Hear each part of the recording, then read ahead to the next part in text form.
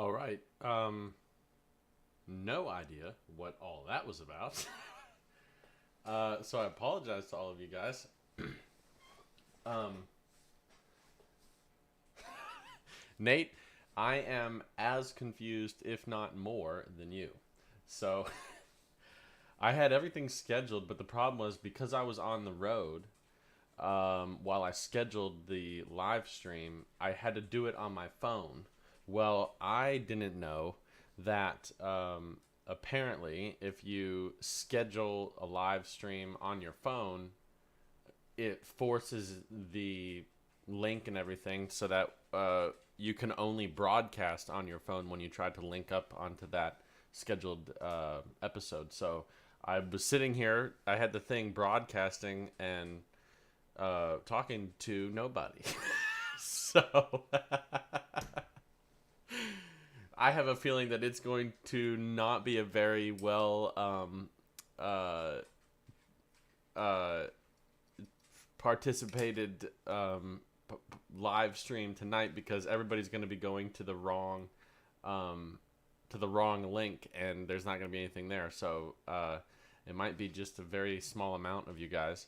Um, but we'll see how it goes, I guess. So, anyways, let's do this. Let me know if you guys is my audio okay? Am I synced up with audio and video? Can you hear me all right? Everything like that. Um, yeah, no joke, Ron. What a mess. Who knows?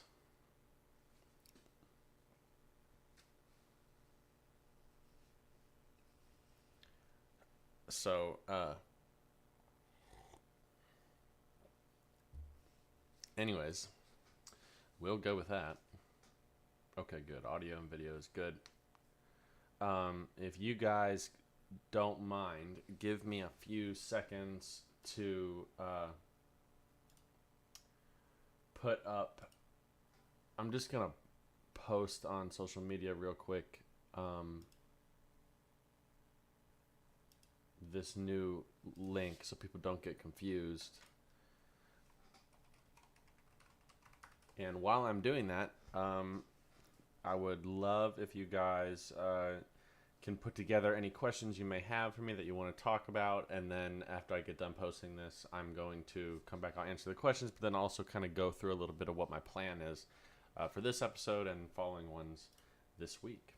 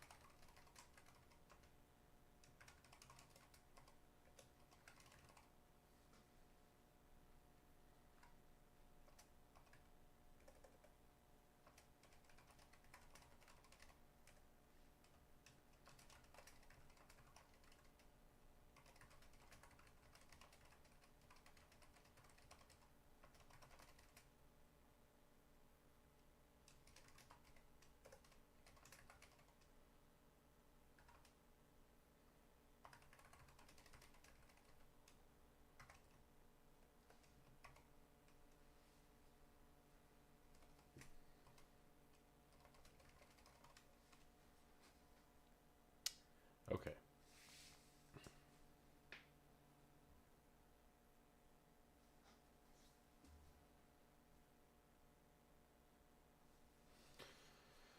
Okay, so I got that. Let me do that. Man, this is a bummer.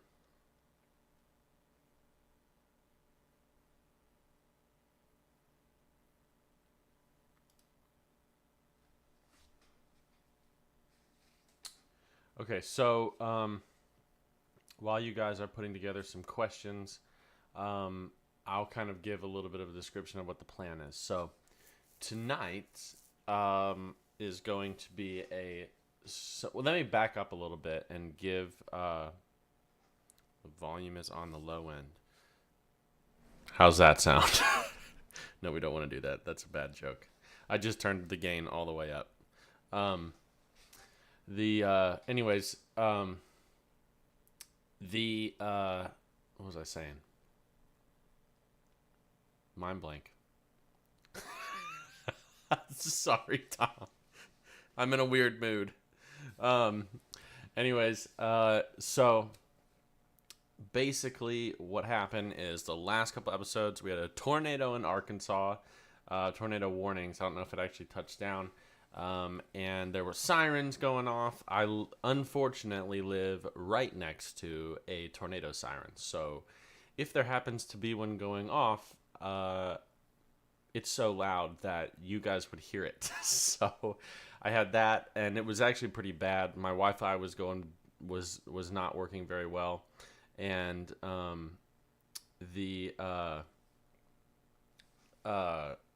just had to kind of make sure that I was paying attention to the weather in case I did have to go run into a bunker or something. But anyway, so I had that. Then we go down to Florida for the last couple days, for basically the last week, and totally ran out of Wi-Fi. I went to 2 different hotels. The first hotel I was staying at is the one that's actually hosting the Honda Classic right now for the PGA, and there were so many people there that the Wi-Fi just did not work. It was not good enough to host video. So then I moved hotels to a different one, and that one didn't work either. Not good enough Wi-Fi. So, yeah, the struggles of trying to run a live podcast on the road. Not the easiest thing to do. So, actually, I am going to turn the gain up just a little bit because how does this sound? Testing. That's better probably right there. No, that's way too loud. Okay. Anyways, so so basically we've been a week without a podcast, week and a half without a podcast, and so I decided that because okay, cool. Because of the fact that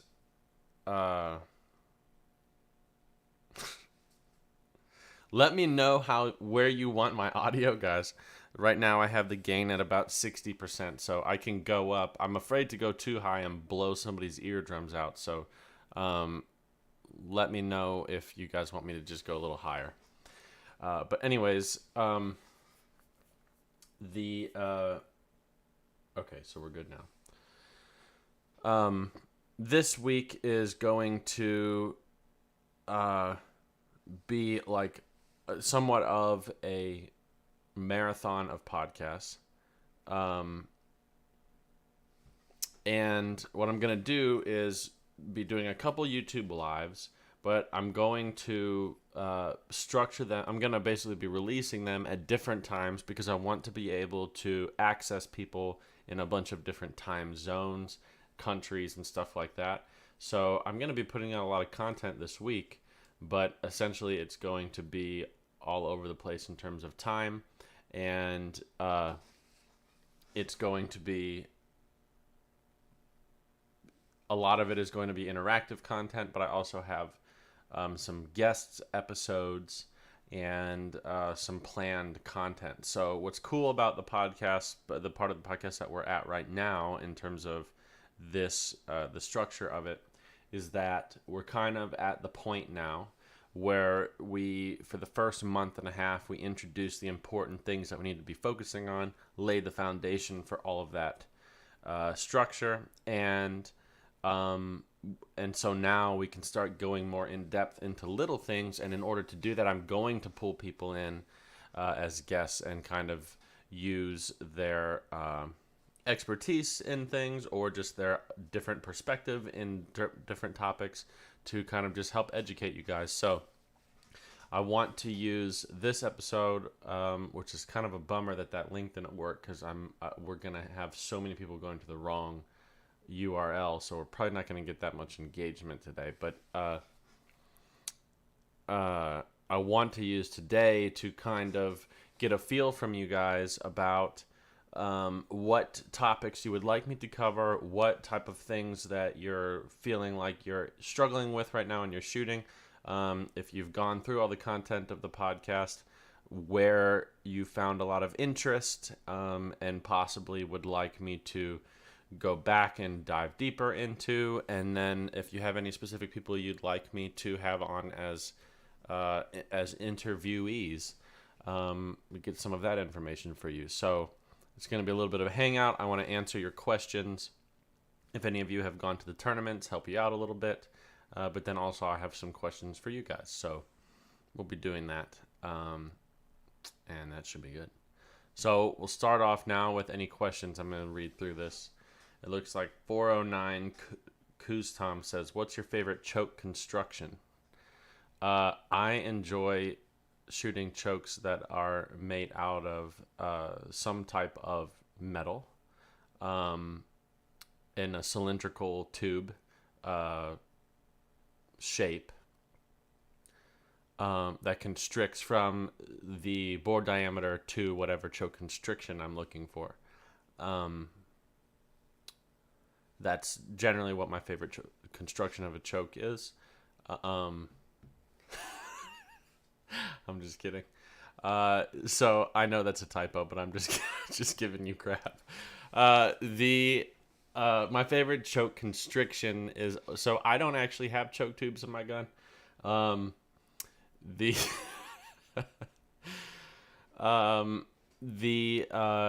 the barrels that I have, the fixed choke barrels, 34-inch barrels, and I have a constriction. I have two barrels actually.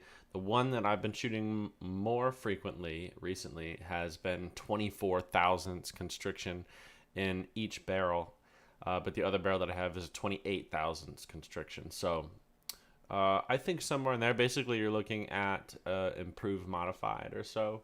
A modified, improved modified is really good. The 28 thousandths that I've shot for most of my career is labeled from Perazzi as a light full, but I don't really think that's fair to call it a light full, because full is 40 thousandths constriction, and I'm sitting at 28. So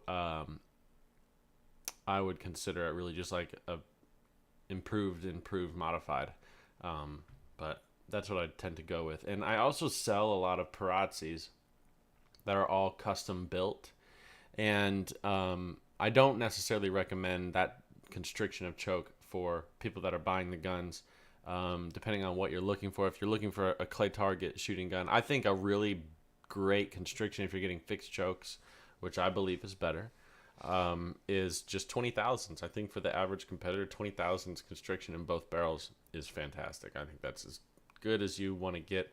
To give you an example of the effectiveness of that, it's not an official world record anymore, because maybe like 2 years ago or something, at the World Championship in Chicago, they decided to bring in the Guinness World Book of Records and shoot off for the longest shot, the longest recorded shot, which ended up being like 109 yards or something. But everybody, there have been so many people that have shot further than 109 yards. Digweed was at 140 or something like that. But I want to say maybe like 10 years ago, I shot a target at 167 yards, and was using modified choke. It was a custom modified choke. Actually, I'm gonna go get it because I have it on my mantle. If I can get it out of my gun, I'll grab it.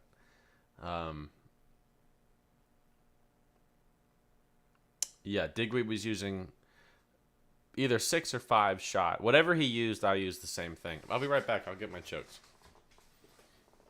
Let's see.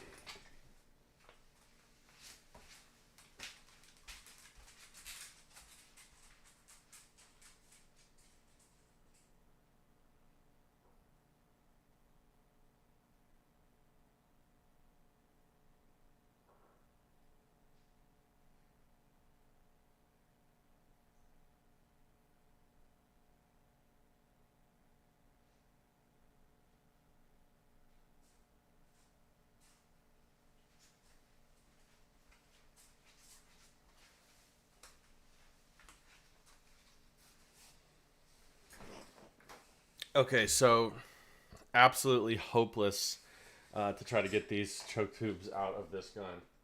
because they're the only two I ever used, and I have not shot this gun in... Dang, how long has this been?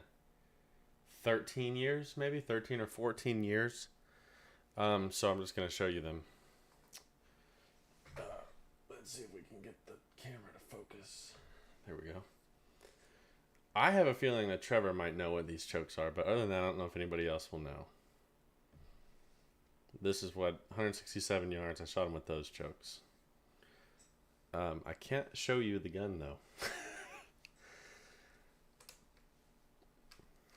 Very old gun for me.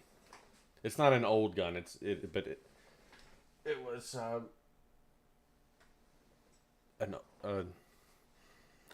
it's a beautiful gun though.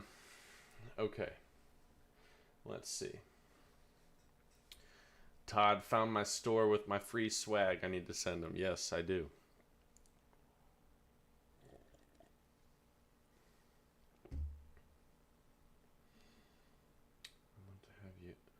As a guest, Austin, you should invite me to be on the live. Austin, I am planning on doing that type of stuff this week. I'm gonna have some shoot analysis videos and stuff like that, to where I'm gonna actually go on and analyze the videos that you put up. Have you on as guests, because I'm home for basically the next month, so I'm going to be able to. I can only do that kind of stuff on my podcast when I'm at my home office, because I have a really, really good computer setup here that allows me to do some pretty cool stuff. So I'm gonna start to do that kind of stuff. But anyways, let's see. I'd love to have Wendell as a guest. Yes, I actually talked to Wendell today, and I'm definitely going to be doing that. Trevor says, my question is, how do you plan Tesla stops better so that it doesn't take 3 days to get from Florida to Georgia line to Okeechobee? Okay, yeah, so on my way down to the Jack Links, I wasn't going to be able to shoot the tournament at all anyway, but I did want to come just visit. And to get from, it wasn't even the Florida Georgia line, Trevor. It was like I was at the Villages, or just, no, I was a little bit further north. I don't know. Really, I was what should have been about 4 hours away from Quail Creek, and it took me, I don't know, maybe a day and a half to get there, because it was the Daytona 500, the setting up for a bunch of stuff for a PGA event, a big bass tournament, some other thing, and Florida apparently has had a huge amount of electric cars there recently, so the 95 was so crowded with cars. I basically was in a parking lot for a day, and every time I'd get to a supercharger, there would be like an hour and a half wait to even start to charge my car, which was, I know I'm going to get crap for driving an electric car and talking about this, but it was the first time I've ever experienced anything like that. It was miserable. It would have only probably taken me 2 to 3 hours less if I was not driving a Tesla, because I wouldn't have had those waits. But the charging time on a Tesla is negligible. It's like 15 minutes. But gosh dang, it was horrible traffic.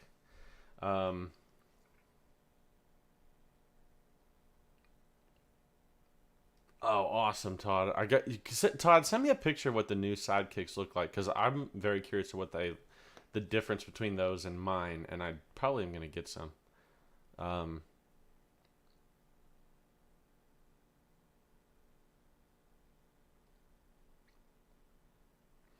Yeah, Trevor, I don't know what they decided to do, 7.5. Justin wants to know if I can sing you guys a song. I could sing you a song. I actually probably could do that.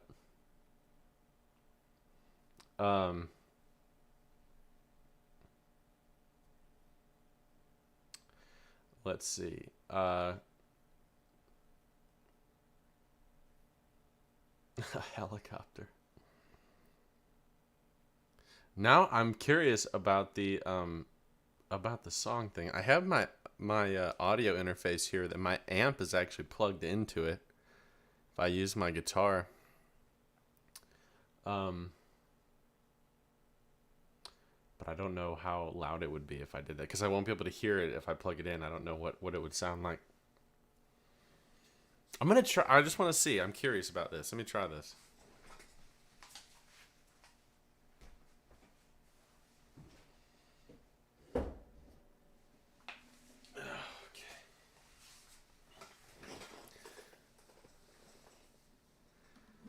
Justin, do we have a request? Hold on, let me get this. That's annoying. Let's see. Okay, I really apologize if this blows your eardrum. I'm going to turn the volume all the way down on the game. Let's see. Freebird. Okay, let's see this.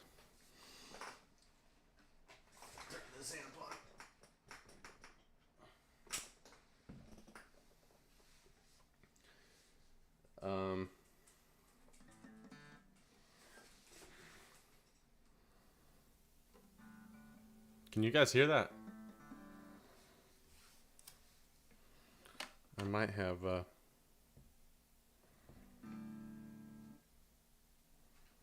no, wait, maybe.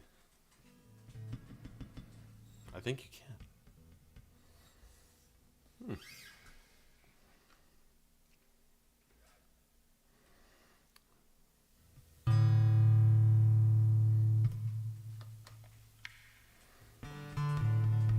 Is that okay?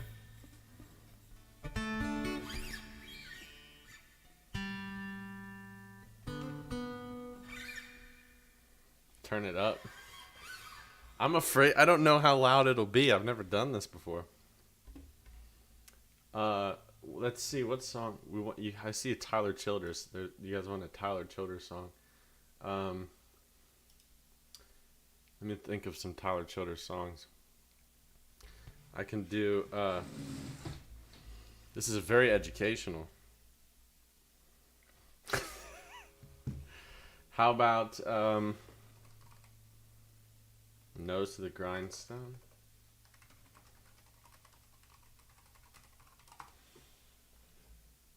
Let's see.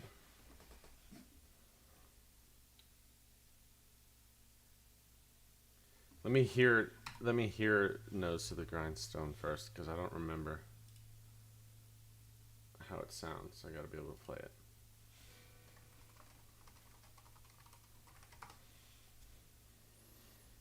I've never done this before.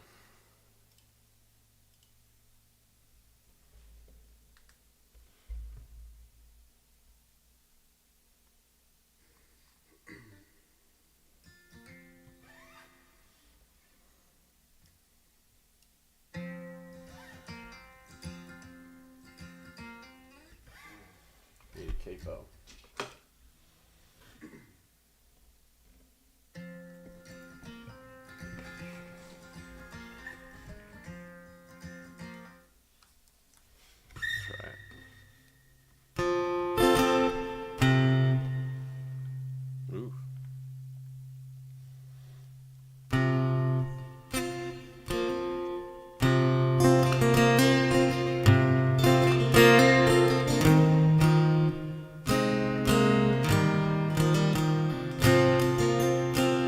Something like that. I don't like the. We'll do this. Let's change it. Okay, let's see.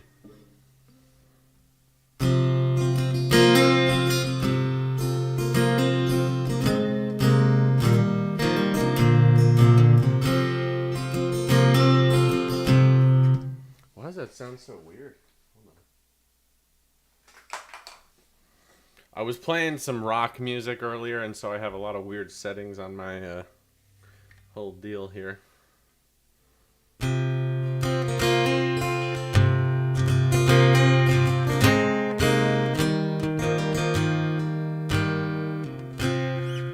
Okay.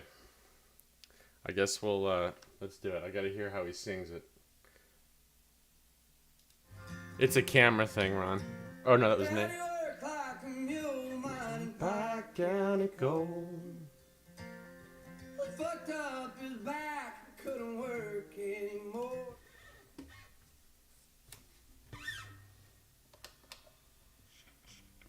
No, I was playing Jimmy Eat World, if you guys know who that is. Let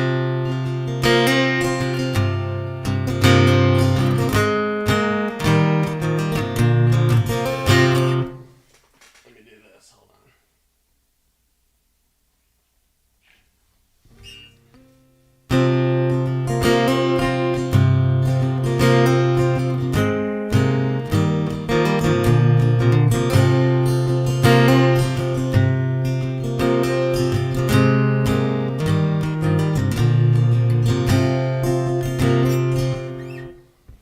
I don't like... Well, whatever. Okay, I guess we're gonna do it, guys. Let me,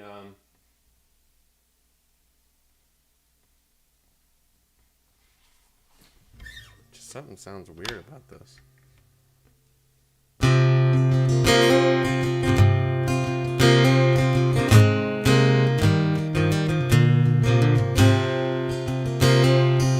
That's what I'm thinking. It's too high in the mids. It's the highs. That's what it is.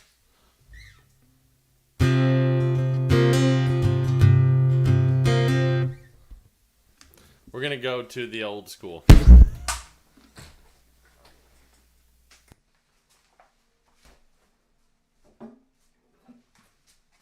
Okay, forget it. I don't know how to do all that audio stuff right now on a live. I do need the capo though.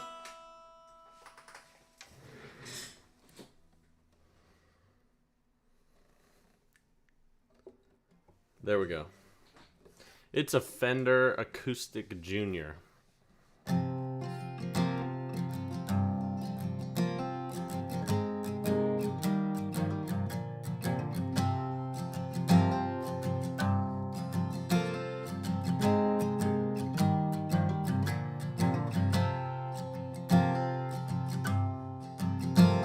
Daddy worked like a mule, mining Pike County gold.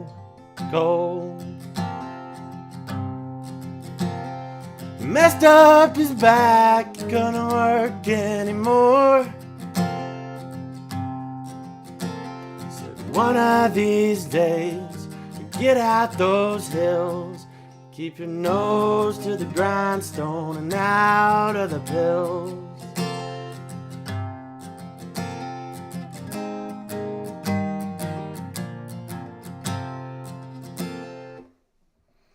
Let's do this. Yeah.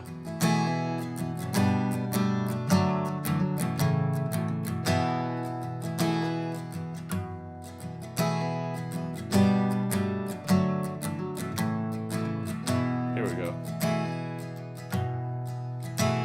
Daddy worked like a mule, mining Pike County gold.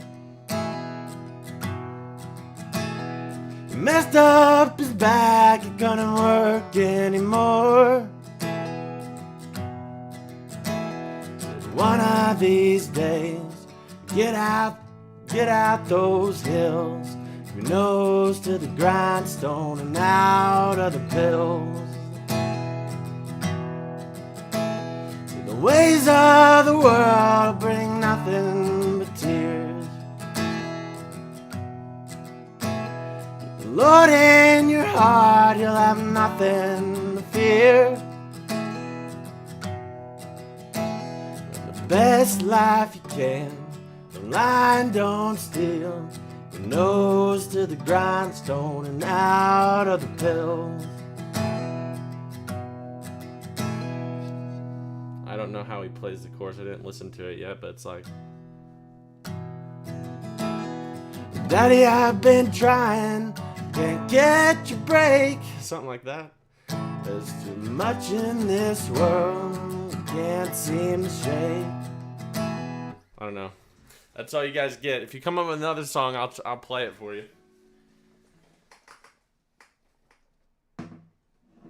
Oh, don't slide down. Nope, I ain't doing that. It's too expensive.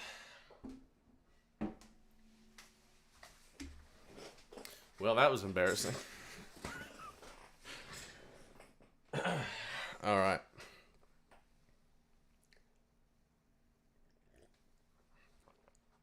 I don't know if you guys could hear that, but that's all I got for you. I really like. There's a song that he only happy when it rains. Yeah, my Okay, Jimmy Eat World, definitely a '90s baby. Oh, Duke Durham knows it. I was playing the middle. Um, that's a fun song. Um,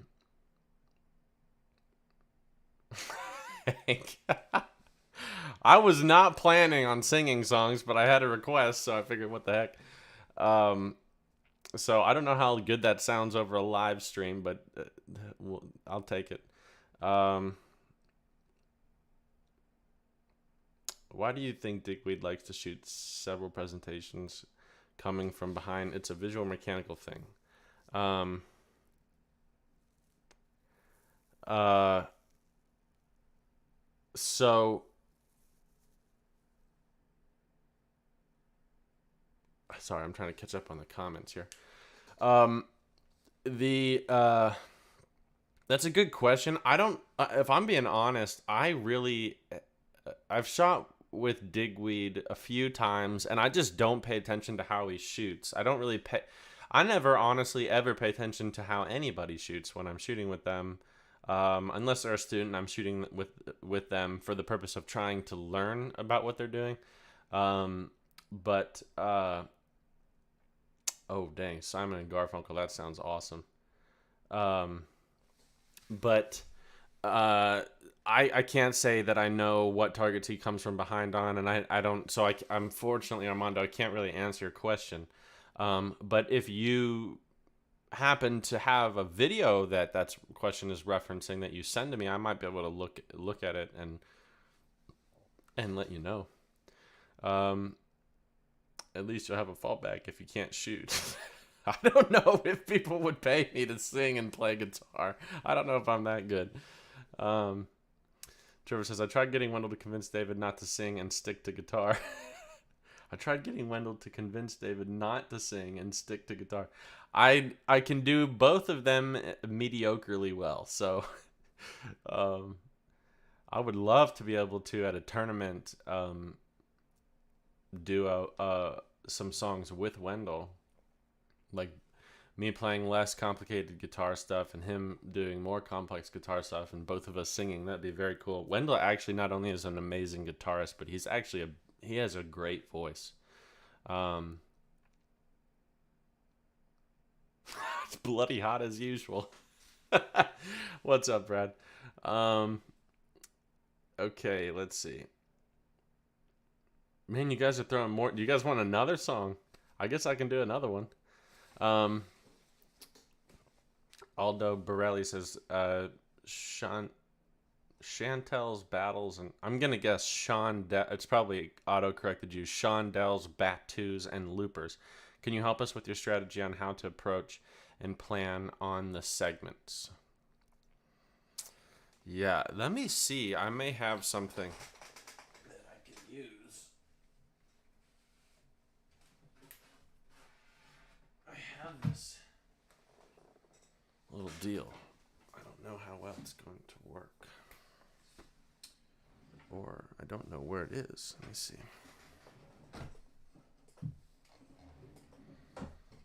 I got this cool what is that? Oh, is this it? No. I got this little thing that I can draw on that helps me it helps me oh, come on. It helps me be able to draw stuff to go through like target lines and stuff. I don't know where my little pen is for it.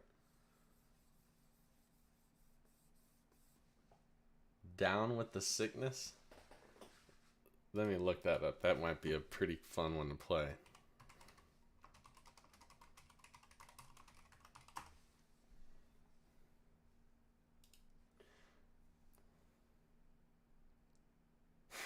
That would be good.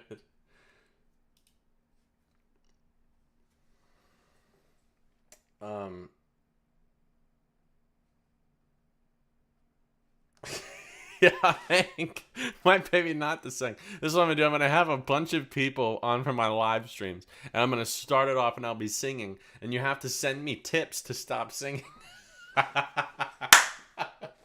Oh, that's funny right there.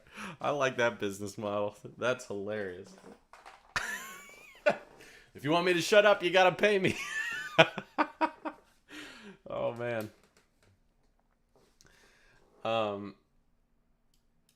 Let's see.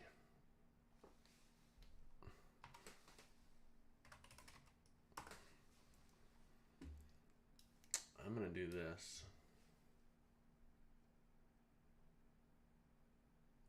Do I have a pen tool?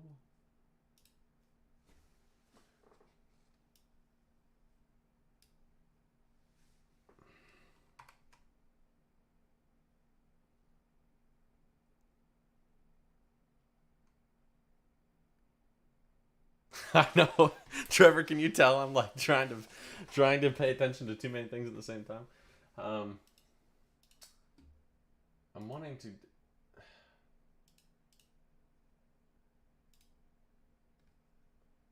I'm wanting to draw this. Okay, so the question was chandelles, batus, and loopers. Can you help us with your strategy on how to approach and plan on the segments?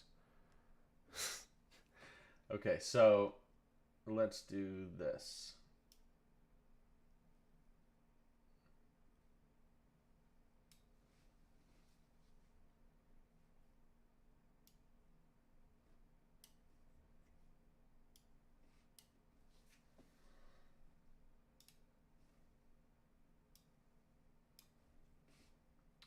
I'm building something on the other page real quick. Let me flip that over. Screen share, left monitor.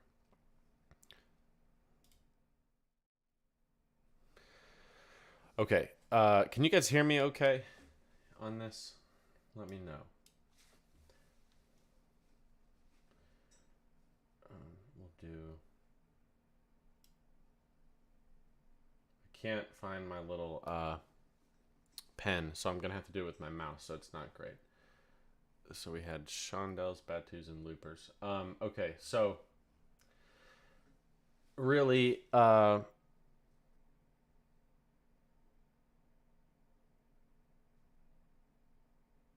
reading. Okay, so let's erase this because I think this is terrible. Oh gosh, that was a bad idea. Oh my gosh, ADHD take over. Now I can't stop doing this until it's perfect. This is bad. Okay, oh gosh, I hate this about myself. Okay, thank God that didn't take as long as I thought.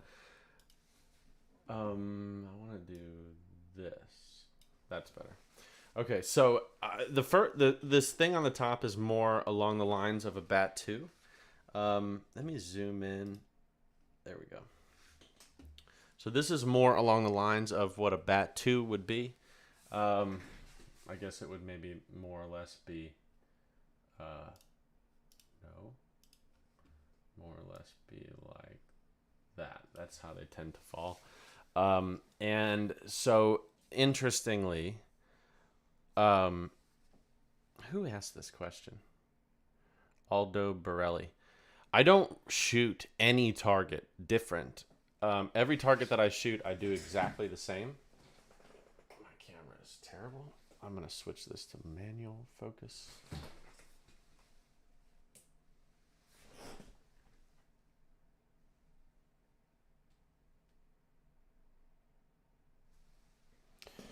Okay, good enough.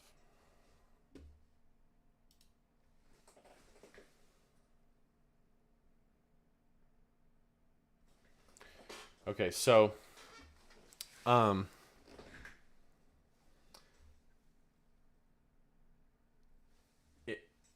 interestingly enough, it doesn't matter. A lot of people have different applications of mechanics or techniques for different targets that they shoot. You know, like if you're going to shoot a bird in different parts of the flight path or a different type of bird, they shoot different styles. I don't.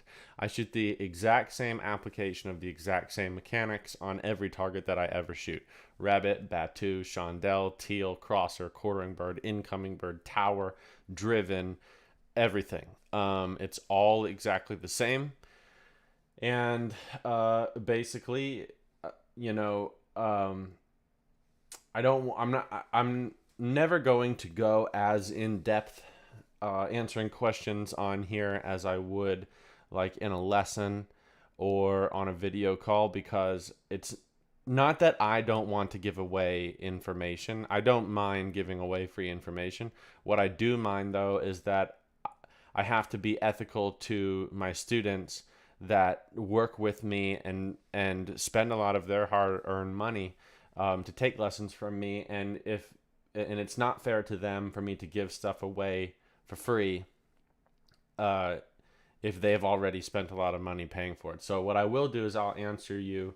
Basically, I'll show a little bit of this, of what I'm talking about, but I can't, unfortunately, give the whole formula of everything I do, because it's just really not fair. And I hope that you guys understand that, because I really do care about, about everybody, and I try to help out, but I do have to have some limitations to that.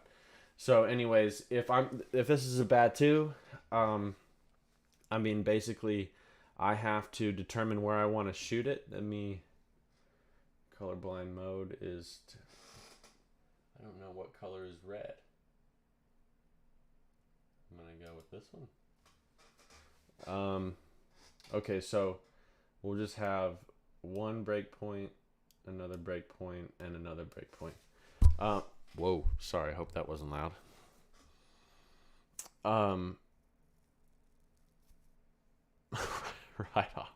Right off the arm. Yeah, Lily, I know I'm out of focus. I just put it in manual focus mode so that I don't have to deal with keep continuing to press the button. But let's say that we'll use blue as a hold point, and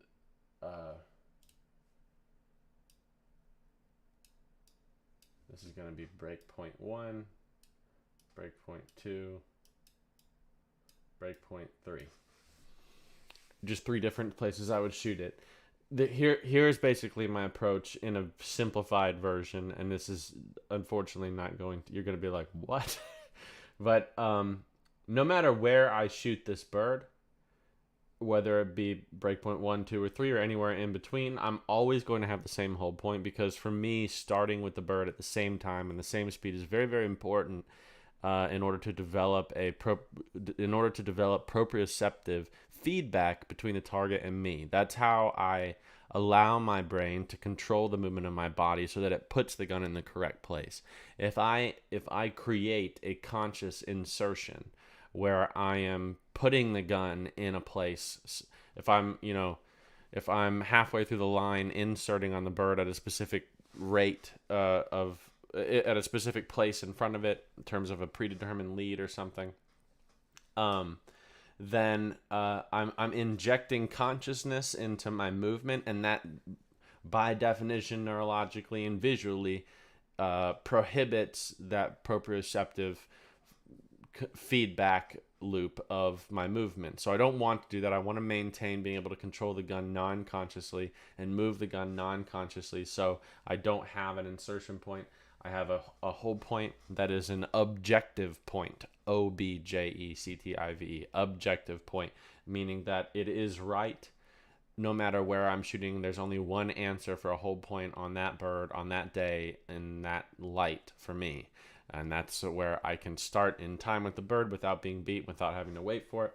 And then I allow the proprioceptive feedback of the movement through the setup of my physical mechanics and how I'm physically standing in my body with my balance and my tension and my setup with draw length and everything like that. I allow that setup to get progressed forward towards whatever I would be standing in physically at either one of those breakpoints. I let it be progressed forward by just totally responding off the visual information that I get from the bird. And essentially what will happen is if you watch the shot cam, it would look, let's pretend like the lead on this bird is this right there. And we'll say it's this right there. And we'll say that it's that right there. What will happen if you watch the shot cam, the bird starts here and I'm starting right here. You'll see basically it look like a collapsing lead because I can't start as fast as the bird does. But it'll very quickly synchronize into a matched pace. And I'm basically just going to maintain that connection through proprioceptive feedback, not by visual reference points of leads. I'm going to be looking at the bird and responding in my movement of my body through specific ways so that I match the speed through a ratio of the target and my rotation and or hand speed. And the shot cam would look like the second that collapse finishes, it will hold until I break the target. And I don't do any of the mechanics where I'm like, I start here and, oh, what just happened? I don't do anything where like I cut across to break it or like I've seen some other people say, start here and then just go across like that, bang. I don't do any, my movement literally is like perfect symmetry and replication of the line of the bird. That's basically my answer. So, and I don't really even have to show you how to do it on a chandelle because it's literally the exact same thing. Every target I shoot the exact same way all the time. There's no exceptions. There literally is no exceptions. There's not one bird I've ever shot since I started doing this way where I've done it different.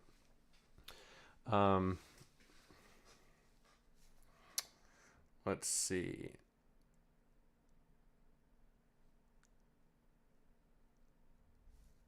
What level should a shooter be at before trying to get sponsored?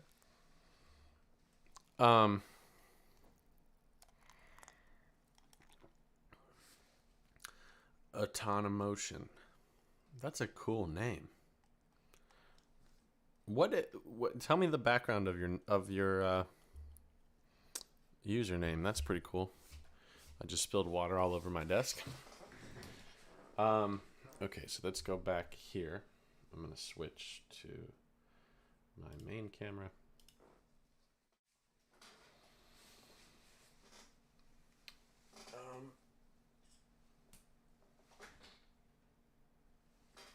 Okay, so what was the question? Oh yeah, what level of shooter do you have to be before you try to get sponsored?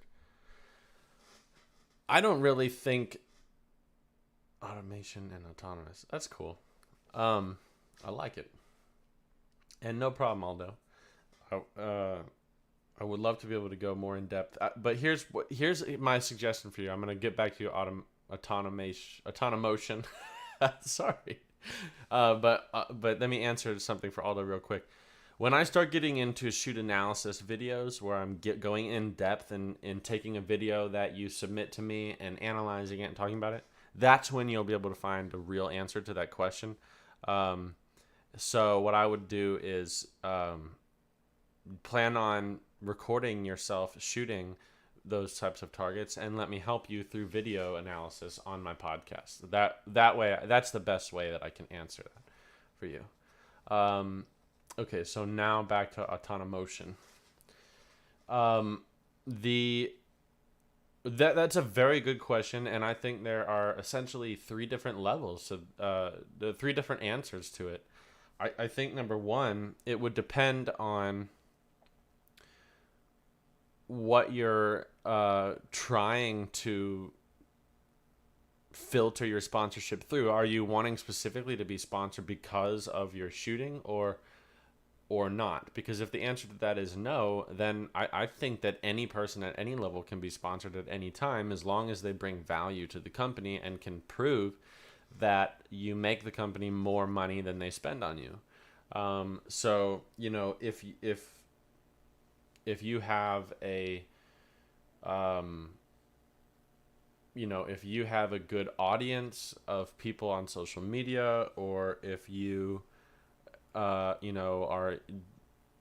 rooted in a lot of involvement in your club with big organizations or whatever, in any way, if you're just a very good uh, networking type person who has a lot of connections in shooting, and you can make you can move product or really advertise a service or something, that whatever the company or person is that you're looking to be sponsored by, then if you can prove that you can do that, then I would say approach that person, say, hey, look, I really like your product. I believe in it, and I want to represent it. I already use it myself.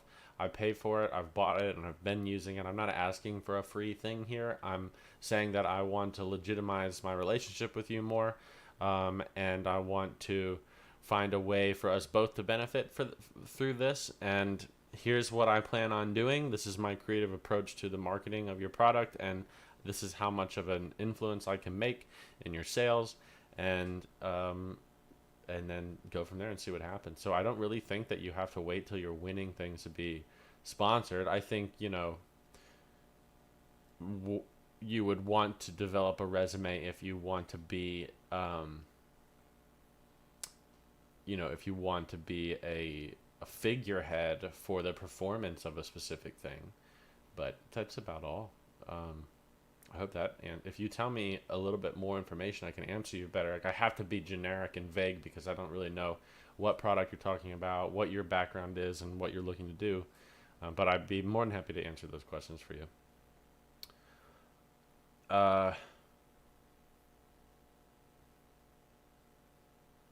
Shoot.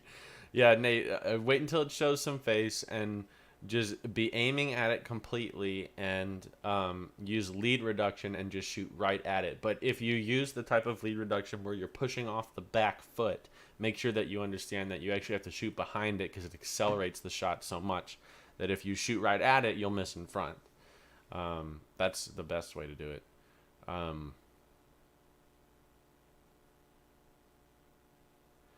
Okay, so that's a joke for everybody that's listening and doesn't understand my sarcasm. Okay, so or Trevor says, how do you roll momentum over from a good event to the next? Recently had one of my best large events ever and want to keep it rolling. That is a fantastic question. Really, really good question. And the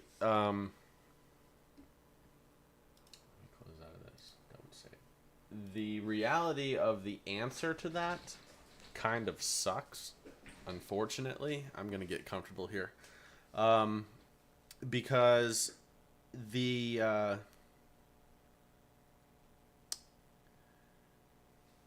get this. Stay.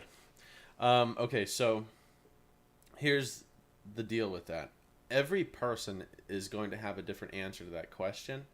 And the problem is that people's personalities are so different on a spectrum of awareness of time and presence, that I don't really know how to answer that question for you.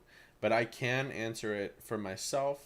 I'll give you my answer for that, and I can kind of guesstimate a little bit on your answer, on what would help you, because I mean I know you well and we're friends and things, but so because of here's my personal answer. Because of my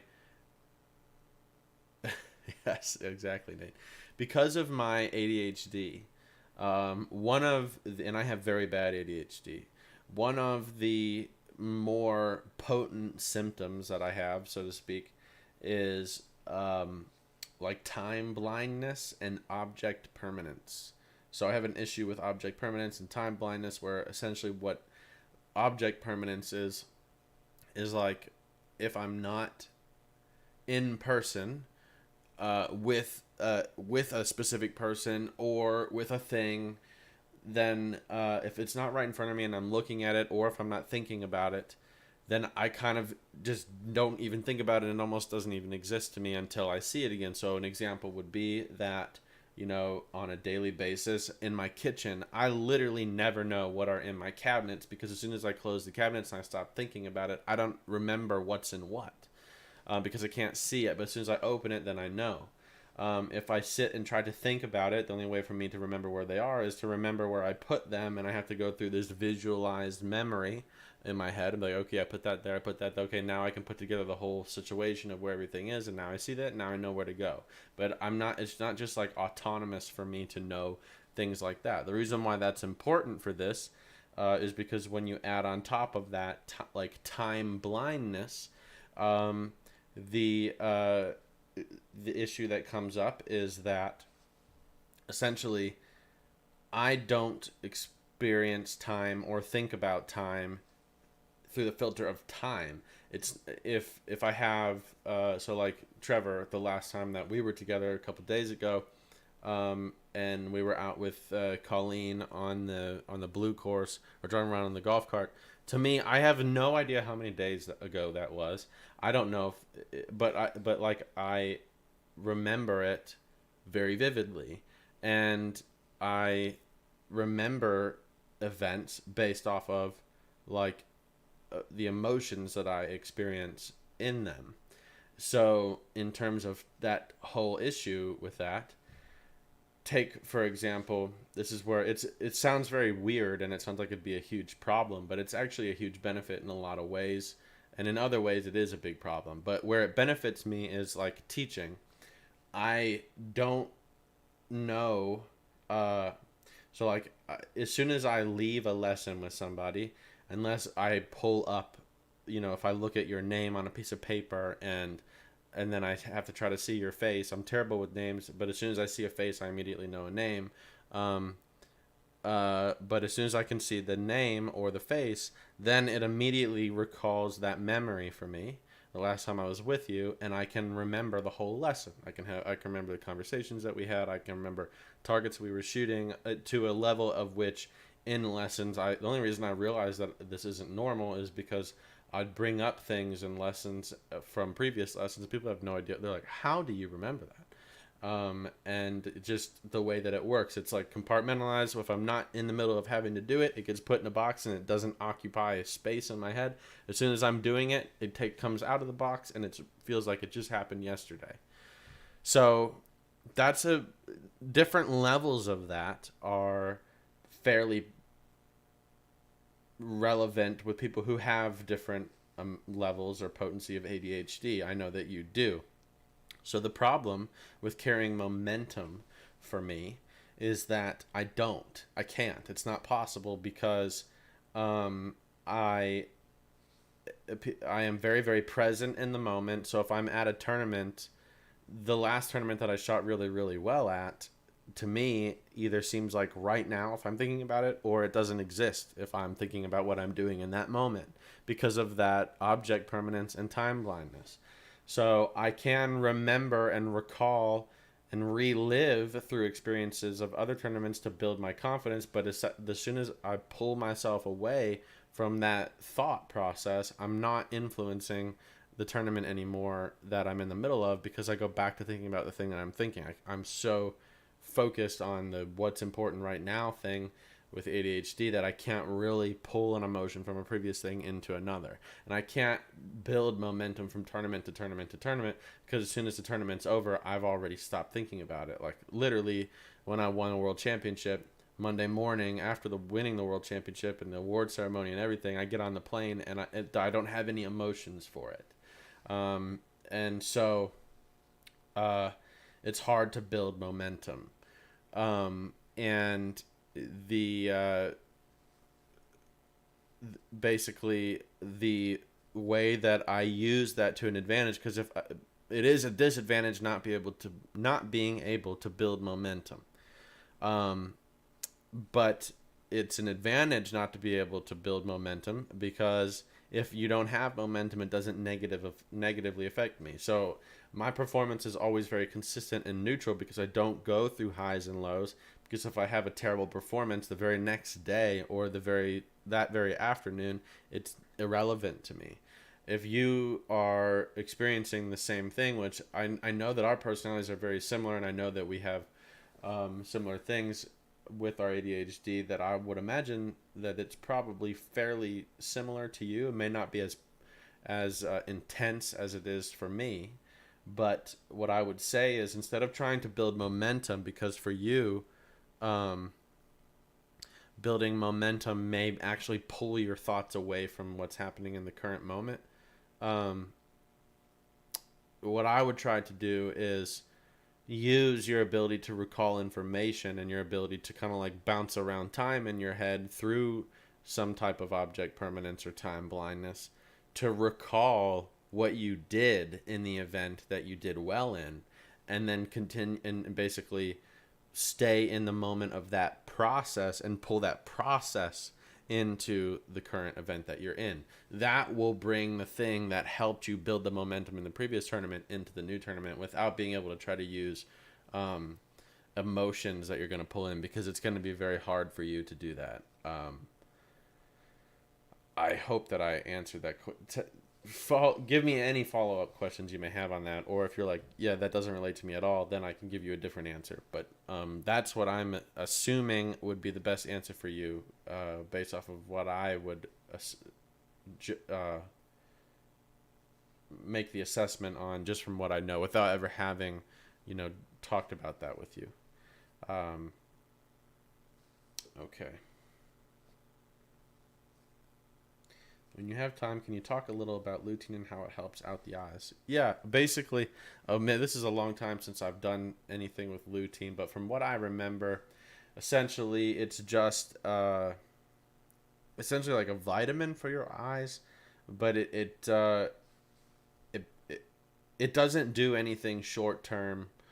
It is essentially,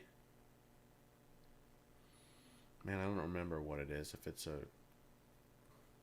whatever it is, I know that basically it only helps you over a long period of time, and it doesn't make your eyes better. It only helps the regression happen slower, if that makes sense.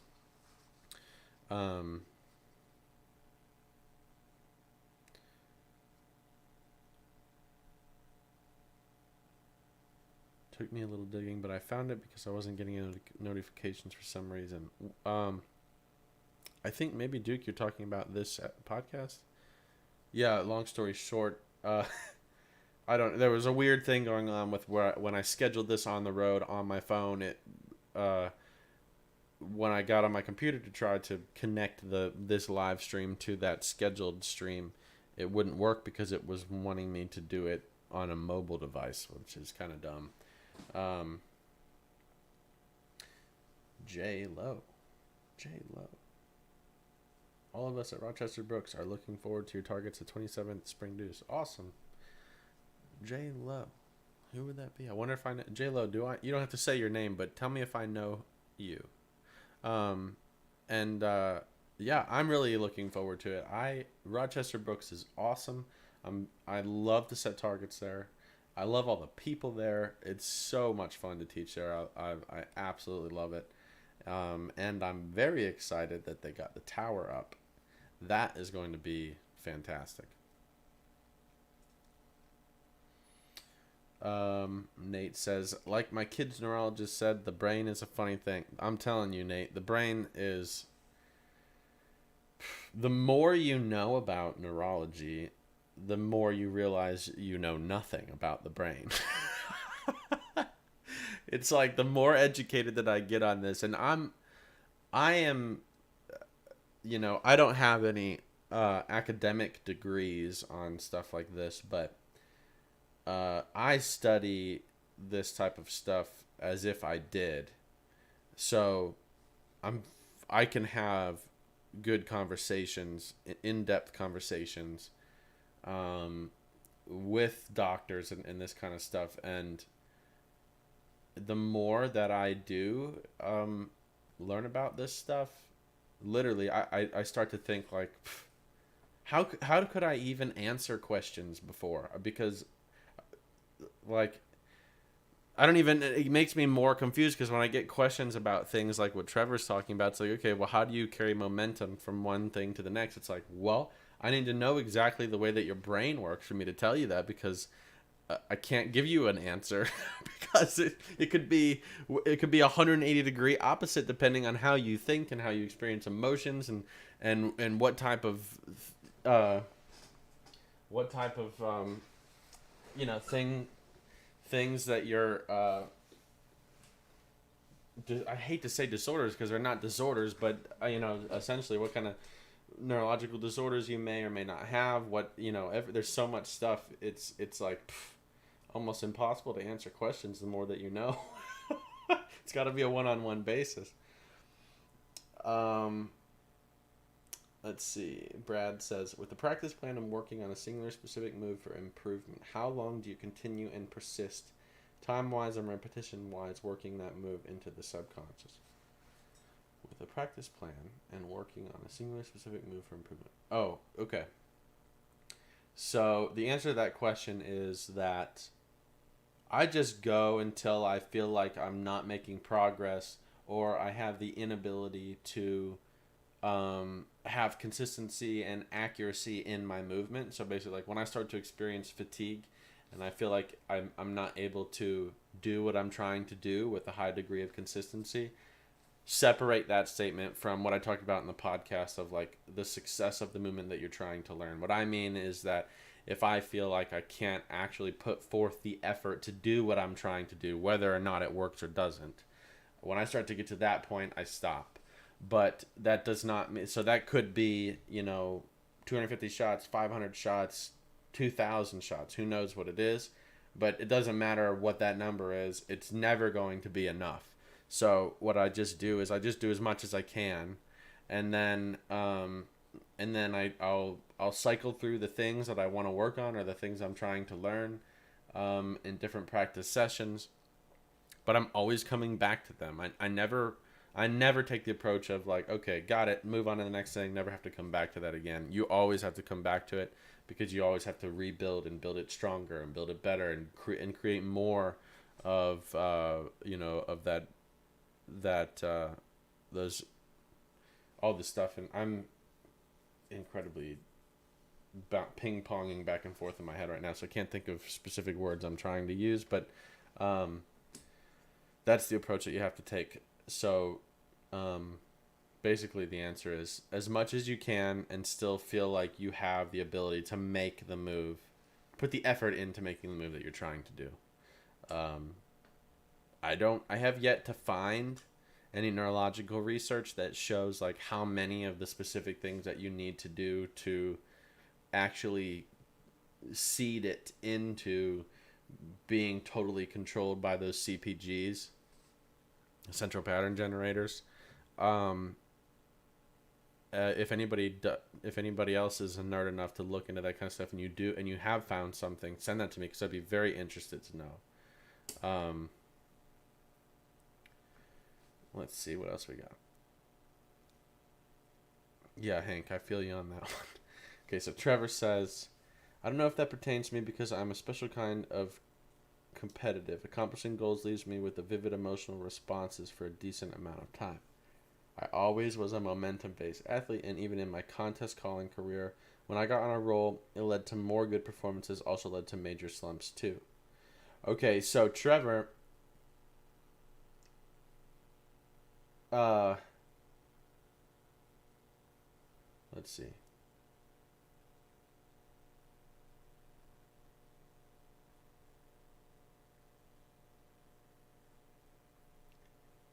Wow, Hank, that is a cool quote. The problem with the world is that the intelligent people are full of doubts, while the stupid ones are full of confidence. That is the big. That is so true. That's not even funny. How actually I shouldn't be laughing because it's so sad that that's true. Oh my gosh. Okay, so and your follow up, Trevor, was I'm pretty sure from talking in the past that our levels of competitiveness are the one big variation in the way our brains work. Okay, so my question, Trevor, would be that if you feel like you are if you feel like you're carrying momentum, whether it be good or bad, can you specifically isolate the emotion that you carry? Is it what I would mean by that is, are are you carrying confidence in your process? Are you carrying confidence in your like a boost in ego from your result? Are you carrying and that can be, those things can be both positive or negative. So are you carrying like confidence or lack of confidence in your process, or a boost or chipping away of your ego slash self image from the result that you had? Is it like in the middle of your process, in the middle of executing whatever it is that you're doing, whether it be calling or shooting or any other sport? Does the previous result that was either good or bad help you feel like you don't have to have doubt in the thing that you're doing in the moment right now, so therefore you can do it more non-consciously instead of with conscious interjection? Can you isolate a little bit of what you experience that you think? Because then if I get the information from that, I can better pinpoint how to give you advice.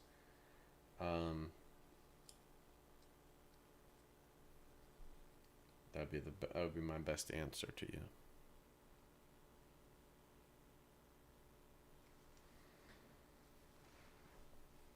Let me see. I got a bunch of text messages. I don't know if it's any of you guys. Oh, cool, Todd. Those are awesome. I got the picture of the Briley sidekicks. Those are very cool. I think those are awesome. An awesome deal. You don't have to have carrier barrels or full length stuff.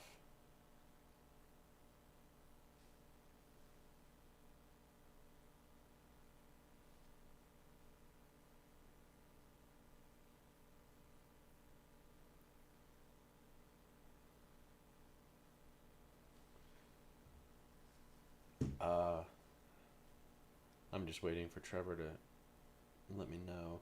Anybody else have any questions on any other stuff? If you don't, I'm going to do this. I'm going to go grab... I'm going to get some more stuff to drink. And literally like 1 minute. In the process of that, send in your questions if you have any. And then if I get back and there are none, then I will go into some of my questions for you guys. So I will be right back. Okay.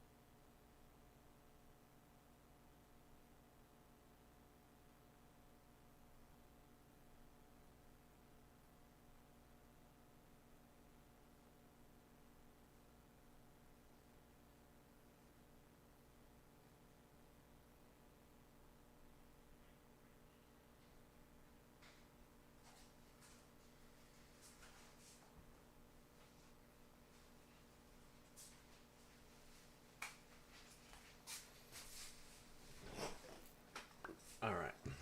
Oh. Went to go get a drink. Got a drink, filled it up. Didn't bring the cup with me. Lord help me. Whatever, man. I got my water. That's all I need.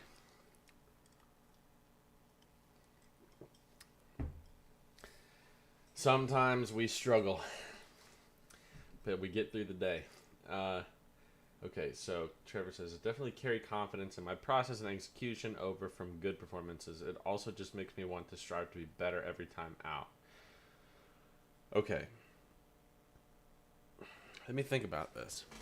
You carry the confidence in your process, so that's going to allow you to be less conscious about what you're doing. Also makes you want to strive to be better every time you're out. Can you isolate possibly for me what makes you want to strive to be better? Is it because you performed well and you think about the way other people interpret that, and so therefore you don't want to regress because you don't want other people to see that? Or does it make you want to perform well because it's a more of an internal thing, because it's a validation of the way that your process works, and that makes you want to test it more for some type of internal motivation or growth? Neither of the two are better or worse. There's no better answer, but it does make a difference in how you relate to that, would be my assessment.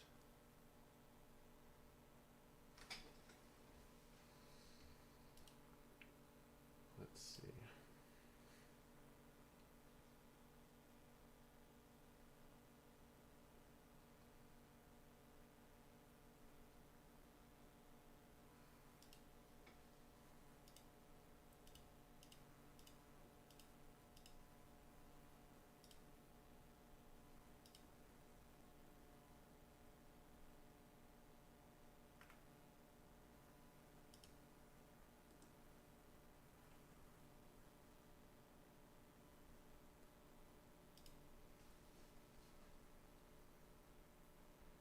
I'm on just my competitive nature. When I won my first World Goose, I immediately wanted to win 3 in a row. It's an internal thing and really has zero to do with outside perceptions of me.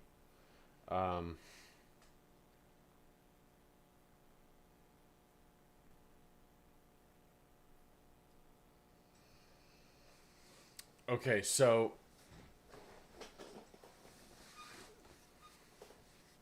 Trevor, I would say it kind of is going to seem like a crap answer, but it's really the best answer based off of what your answers are. I would say if you're wanting to pull your performance and build off of momentum, if that's where all that motivation is coming from, I would say that you should use the motivation of wanting to perform better to to give yourself motivation, and kind of like that extra push forward to build and work in a routine, build up and work up a routine in practice in terms of preparation for tournaments. So that way you're going to tournaments being incredibly prepared, both technically and like technically slash mechanically in your shooting, but also mentally, like building in intensity of focus and the routines that you need and the discipline that you need in order to execute the routines. Because by doing that in practice and leading up into matches, that's going to give you what you need to allow you to be more non-conscious and not doubt your process or routines or movements during the shot of a tournament, which is going to lead to overall the best result. So I would say actually the best way to pull that through from tournament to tournament is actually to use it in between tournaments, if that makes sense.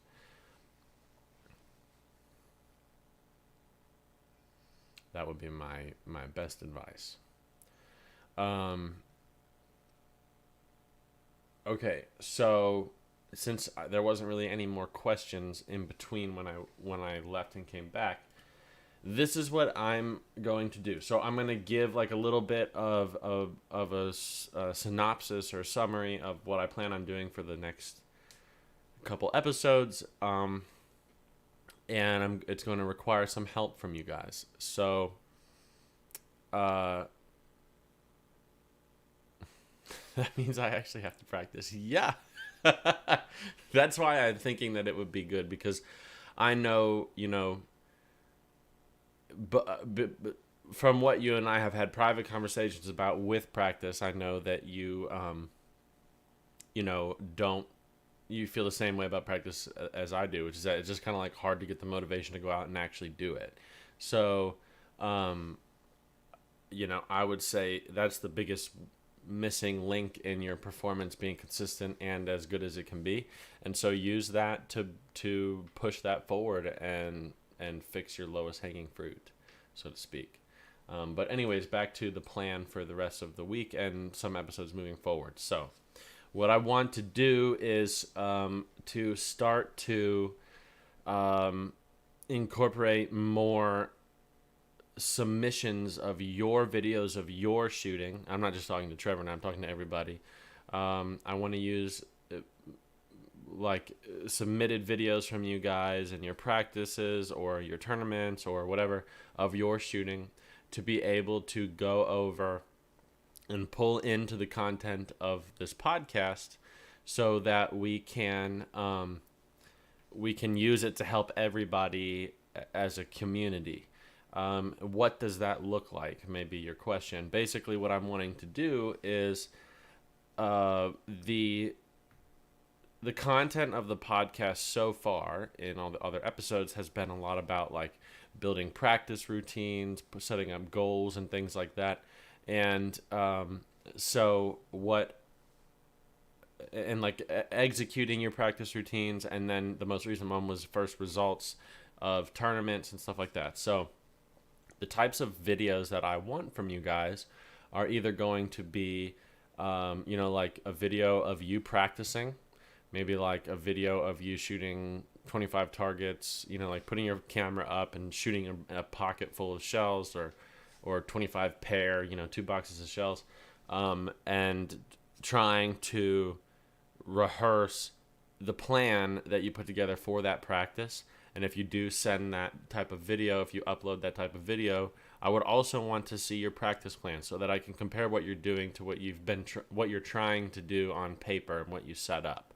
I would also love to have videos that you have of yourself shooting in tournaments. And then any other videos of things that literally anything, be creative. It can be like, sitting in front of your phone and giving a synopsis of something and asking a question.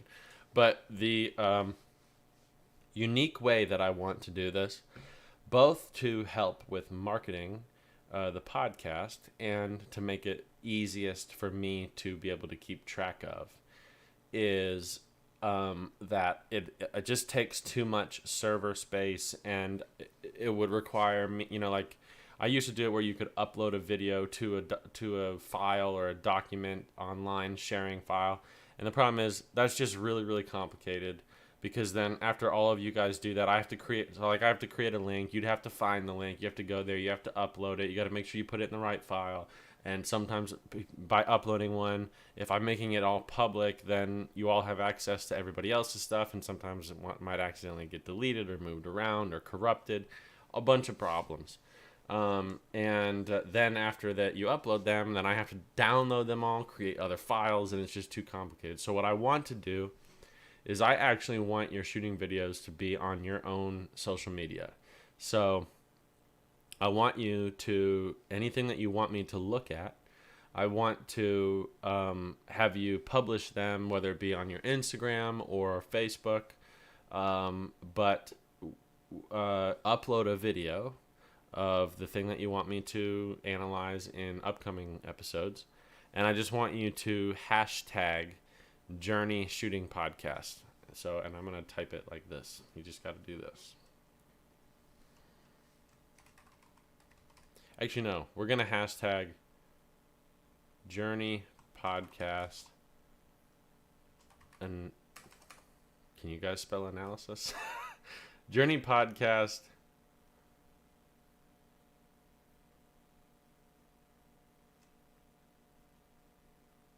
We're just going to make a Journey Shooting Podcast.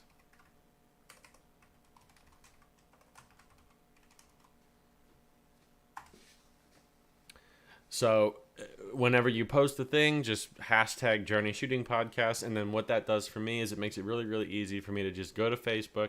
I can search that hashtag, and every post with that hashtag comes up, and I can just scroll through and find the videos. And the way that my software will work is that when I'm on the doing a live, if I'm going to incorporate your video into the live, all I have to do is play it, and I can annotate on my screen. So it would be very, very easy for me to help you with that. And the other benefit to it is that if you post a video, do something like, hey, here's my video to be analyzed on the Journey Shooting podcast. Hashtag it. Looking forward to seeing it, in the next episode or whatever. And because what that would do to help me is that it's going to help other people see it and understand that we're actually, hey, we're uploading videos of ourselves. We're looking at it. We're analyzing it. A big community thing where we're all learning from everybody else. I guarantee you that in videos that other people submit, you're going to learn something that would help you. So I want other people to see it, even if they're not participating in the podcast, because it'll be helpful. Obviously, when you upload a video to Instagram or Facebook, it's not going to upload my analyzed video, but they will see that you uploaded it. And if they want to see me analyzing it, they can come to the episode. So that's the plan. I think that'll be good. And if you want, tag me on social media, tag me on Instagram or Facebook, or you can tag the Journey podcast group page or group, whatever you want. All I really need is that hashtag so that I can search that hashtag on social media and find all the stuff that you submit, and it makes it easy for it all to be in one place. And it makes it easy for you guys because you don't have to find specific links and stuff like that. And hopefully it will encourage people to do it that aren't,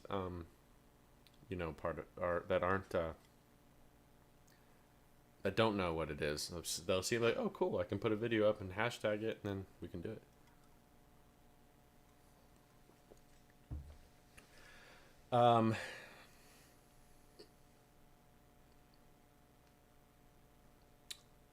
Lily, a photo of the sidekicks was just a picture that I got texted. Let's see if I can pull it up.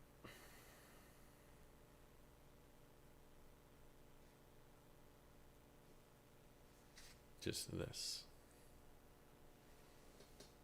No, it's not gonna. Nope. There we go.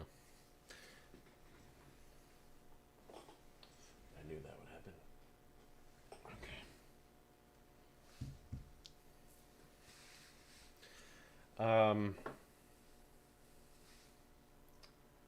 Okay, so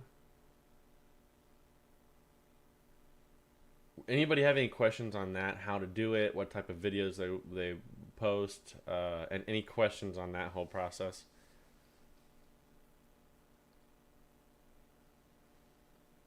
I'll wait.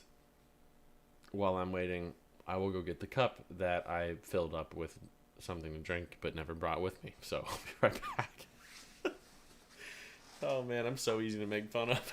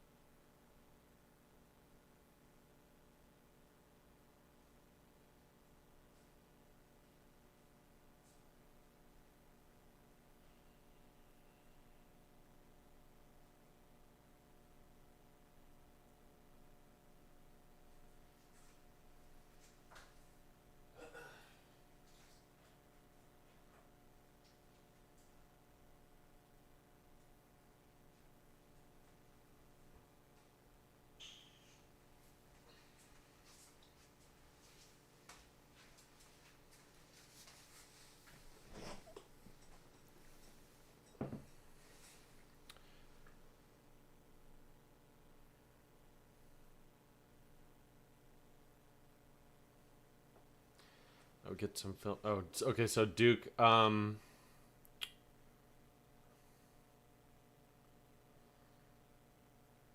if you know how to do this, the only downside to what I'm about to say is that you might run into a file size limit. But you're more than welcome to email me. You can email me at this email.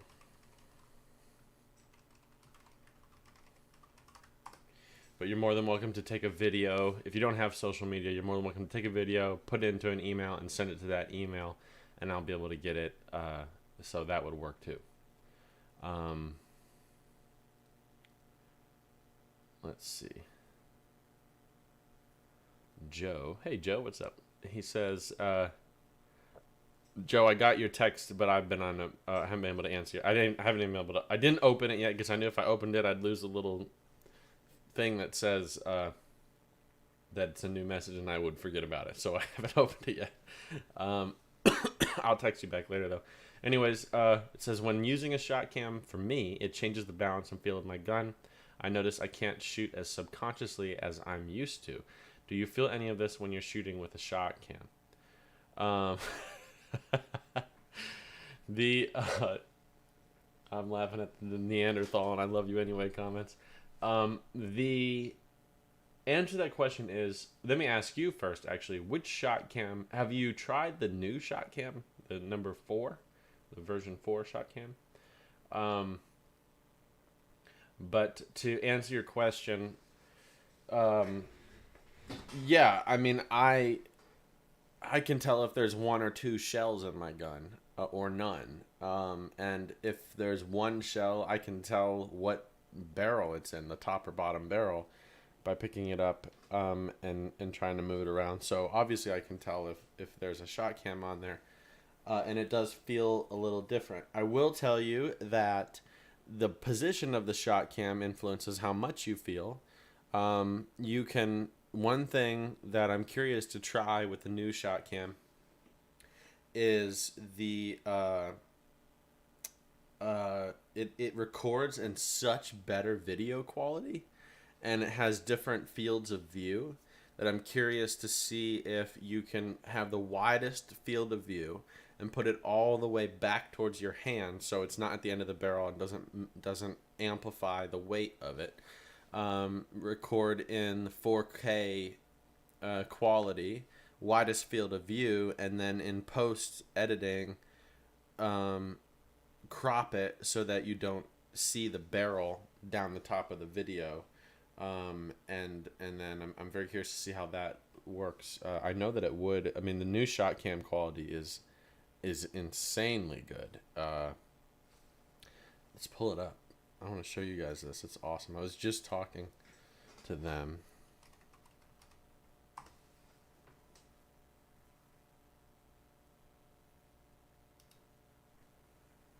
Gen 4.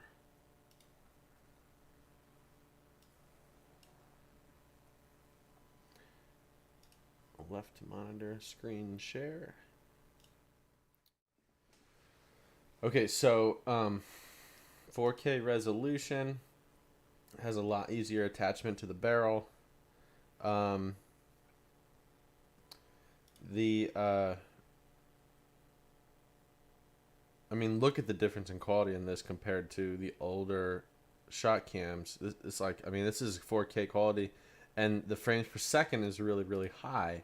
So you get a much better... See, 4K 120 frames per second is fantastic. I don't know the bit depth of the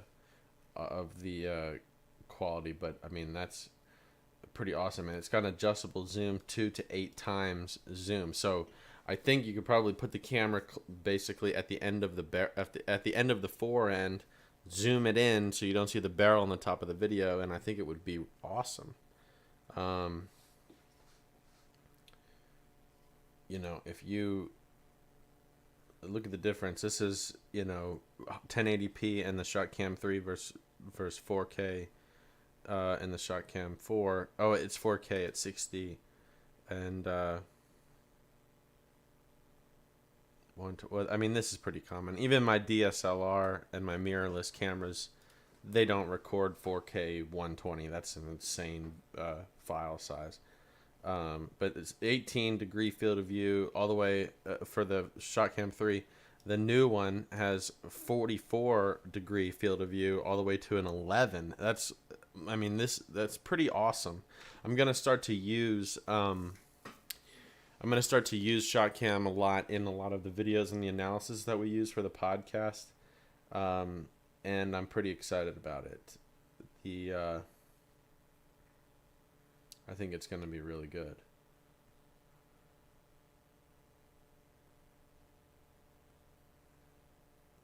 Cool. 6.5 ounces. 5.5 ounces.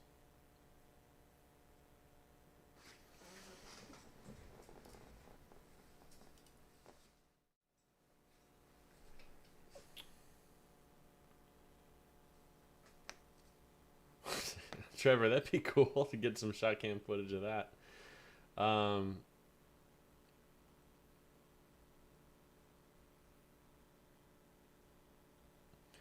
Okay, then we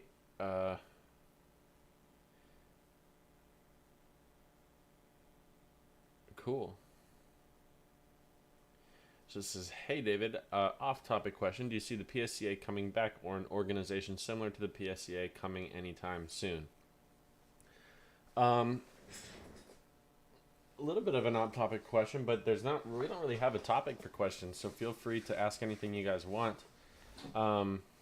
But I don't see the PSCA coming back ever,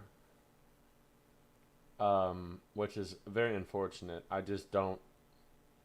If they were going to do that, then it would have happened already. I think it's pretty unfortunate the way that it ended. They kind of basically said, "Hey, we're going to take a year off to recollect and then come back," and they just ghosted everybody. And I don't like that. I don't think that was transparent. I'm disappointed in the way that they handled that. I think if they wanted to, they should have just said that it's not a viable business model and it's not making money and we're spending more than we're making, and so we're not going to continue this. I hugely respect everybody that was involved in that. It was the most fun I've ever had shooting, and it was a fantastic organization, and it was an incredibly selfless attempt to make the sport grow, and I'm very, very thankful to the guys that did that. And if I could ever help them with anything, I would be the first person to offer my knowledge on how to do it. I would love to see it come back. I don't think that it ever will, because I think that they had the wrong. I think they just had bad advice and they had some bad guidance as far as what is a good business model for that. A business model of trying to create an organization where it pays its bills by entry fees at events is just a very bad business model. It's not going to work. But there's easy ways to do it, and actually be profitable. And I get a lot of people that call me and ask me about that and offer ideas, and there's some interest in doing things. I think ultimately though, really the best chance that we're ever going to have for anything like that to happen again, is either somebody that has a very good business model that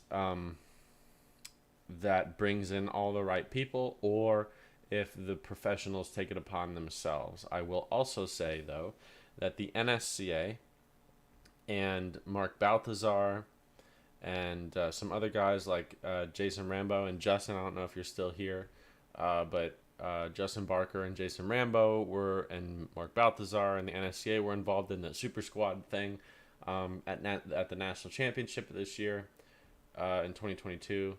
And that was fantastic, and I think that's like the very beginning of some really awesome stuff, and I know they have more plans moving forward, and I would love to see where that goes. So I think the sport's in the right direction. It has some good people involved in it, but I don't know. It's hard to say. What else do we got? Trevor, the better hashtag would be, if it flies, it dies, in my opinion. I'm pretty sure that might be copyrighted. Todd says, will Gamebore, a.k.a. Dominic, be able to get the 7/8 ounce white golds that I saw at Nationals? I'm sure he will be able to get the 7/8 white golds. I will tell you, though, that I just shot the rose golds this past week. So it's a 1 ounce version of a white gold that is 1,200 feet per second. And the recoil is less than the 7/8 ounce white golds. And it's There's only one word to describe how those shells feel, and it's sick nasty. They're sick nasty. There's no recoil, and they wreck targets hard. They are so freaking good. I'm very seriously considering that being my main shell in competition.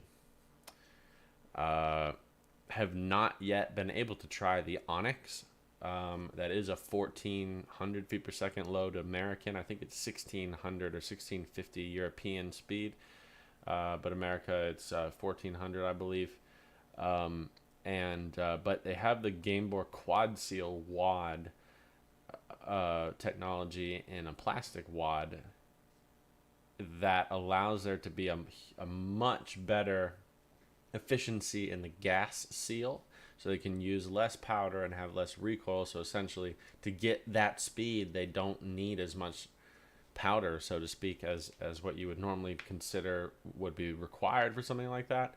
I've heard that the recoil is fantastic. I saw a video of George Digweed shooting it, and there was not very much movement in the gun when he shot them. So they haven't yet gotten to the United States. When they do, I'm definitely going to try those too. But those are the most ridiculous loads ever made. There's nothing ever built in the history of shotgun shells that has even an equivalent level of quality compared to the Game Boy Onyx. It's like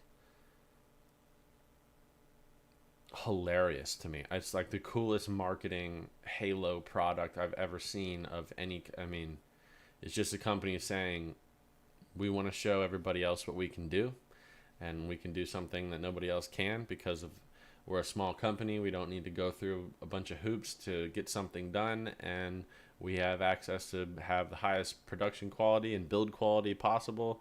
We're going to make something that on paper doesn't make sense for any big corporation to get approved through the process of the chain of command. So we're going to do it, and everybody else is just going to have to look. So it's freaking awesome. I just haven't been able to shoot them yet. I do know that the quality of the rose gold is fantastic. So looking at both of those. Whoa, the chat went by fast. Now I lost where I was.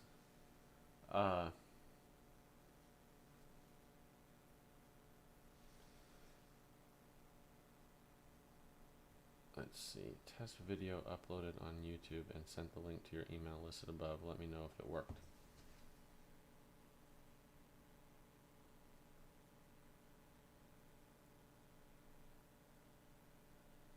Yep, it worked, I think.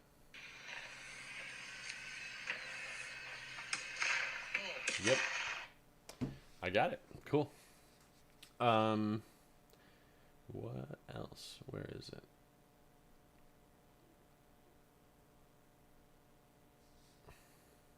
Chris says, I've made a few videos for myself analysis where I tried to sync the shot cam video with an iPhone video of myself. Have you tried this? If so, is there an easy way to get the two videos synchronized? Chris, yes. There's some stuff I can't talk about because I don't know the public availability of that yet. I mean, I do a lot of video and audio editing and stuff, and I would say that if you're looking to try to get that done as easily as possible, a good way to do it would be to, put a little audio / video check in there. So basically, get your camera, your phone camera, and your shot camera, get them to where both of those cameras can see you, and then just do this in it, and then sync the audio video of each things together, and then it's pretty easy, because you'll see the audio spike in the video, and then it'll match to when you hit your hand, and then you have the same thing in the video from your phone, and then when you have the audio file in the video editing software, you can just align the two.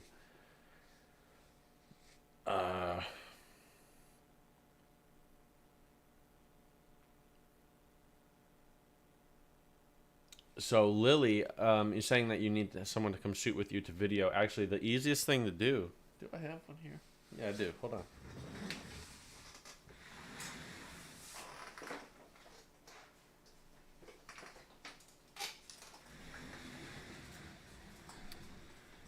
A really easy solution to that, you want to get good video, is to just go to Amazon and buy a little tripod.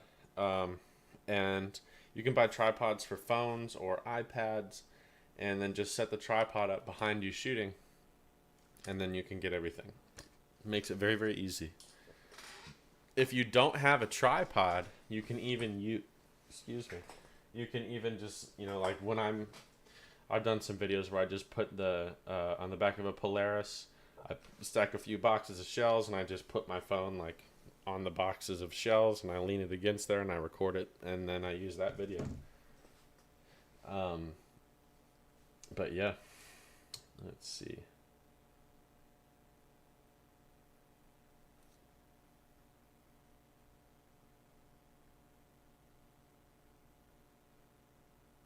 Curtis, you like to stir it up.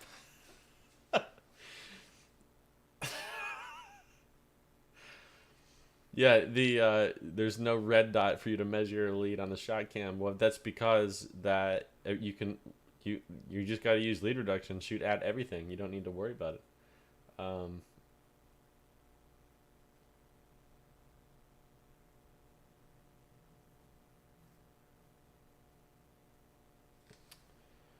Gayla, oh hey Gayla. Says I also shoot by myself, no paparazzi, and not a fan of posting my videos on Facebook. Yeah, for any of you guys that want to put videos up and don't want to put it on social media, that is the easiest way to do it for me to find it all. But feel free to email it to me at that. I'll put my email up again.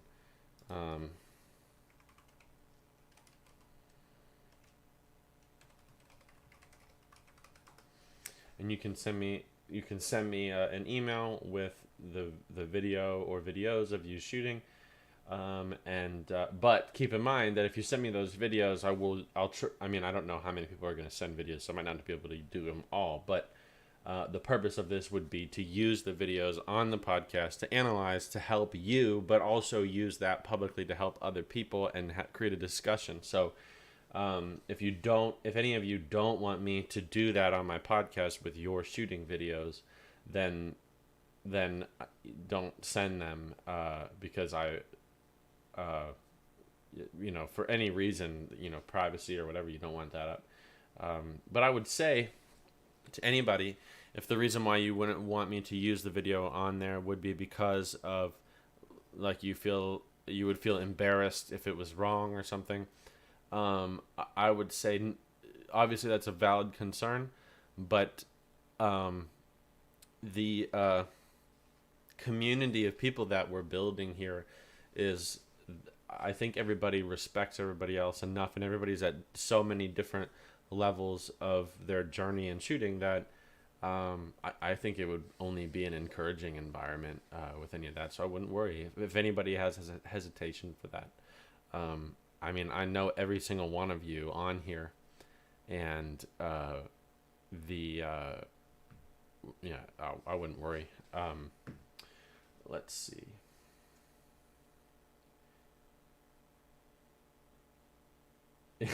Yeah, Trevor, I agree. If you get a little clapperboard, I love how you said popes.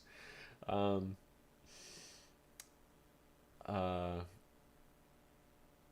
see. Yeah, tape a laser to the barrel and shoot it. If you want to use the video, will you need it in a specific file format other than loaded on Facebook or YouTube? Good question, Rob.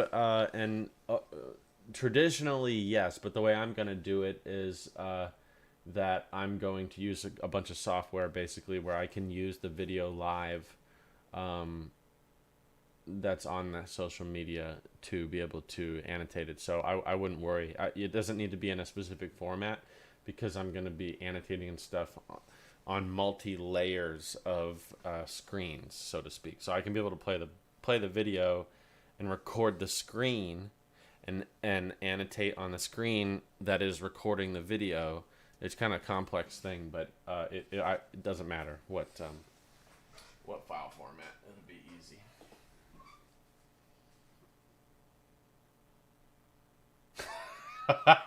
Trevor.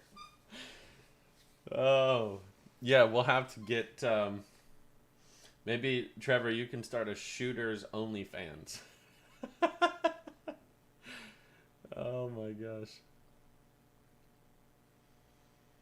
Um, let's see. Uh,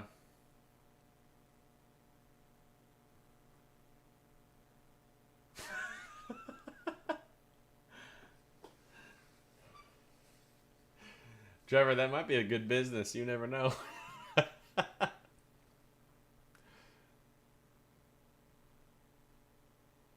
That's hilarious. Okay, so um, that's true.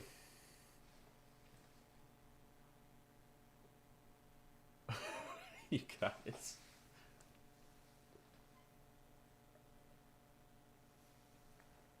Okay, so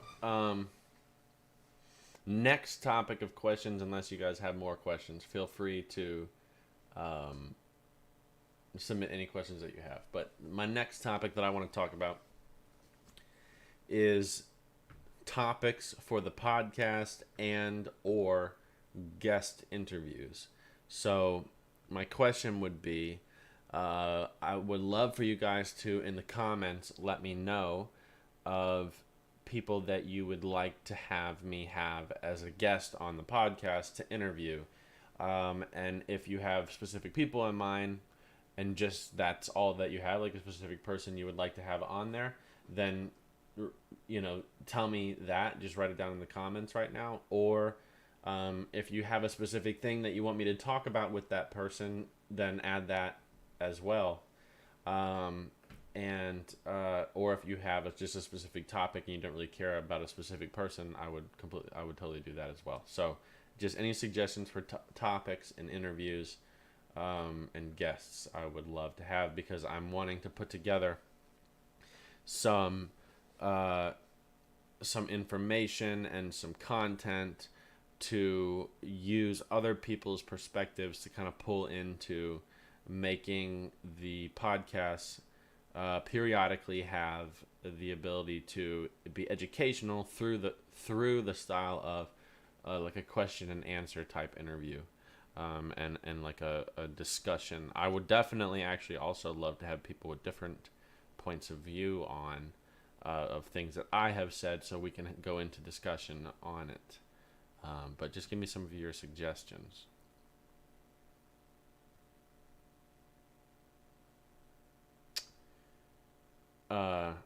Yeah, I definitely would love to have Andrew McFarlane on there.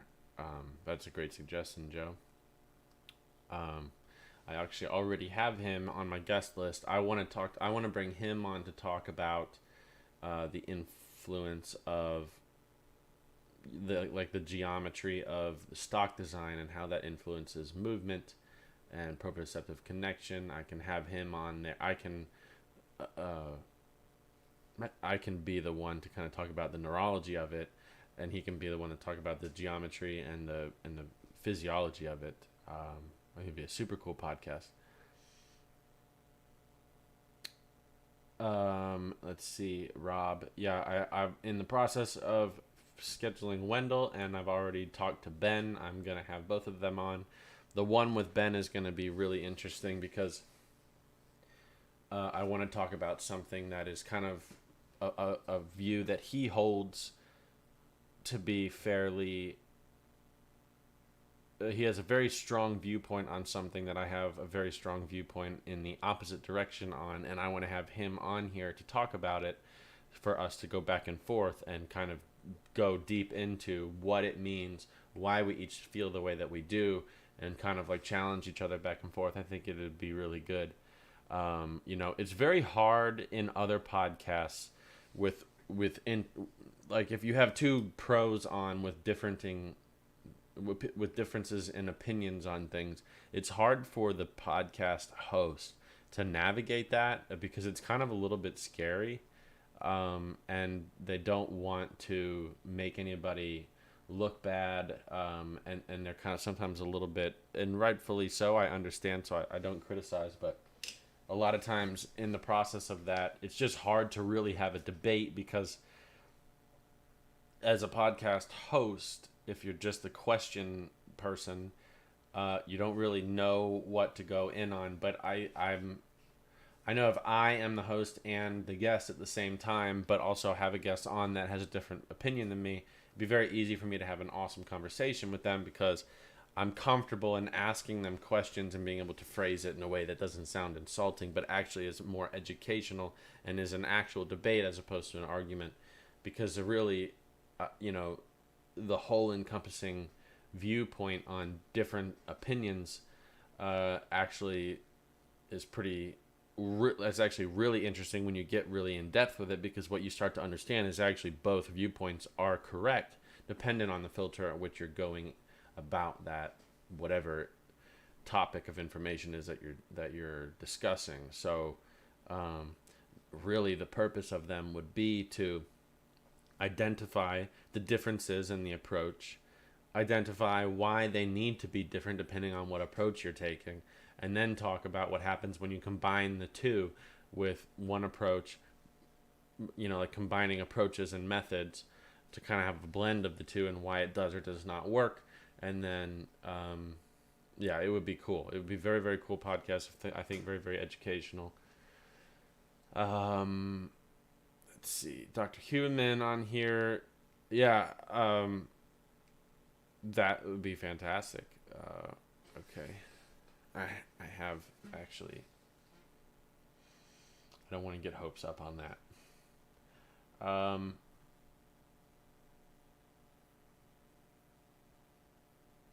Old Tomas. Getting Tom C on here to talk about working back from a major injury. Well, he's got to figure out how to get back from it first. I mean, I'm just kidding. I only feel like I can make fun of him because he's my friend. Yeah, that wouldn't be a bad idea. Brandon Powell has been doing very well since he's been back. I think he would be a great guest along with Mr. Cherry. Yeah, I would actually really like to have Brandon Powell on this podcast.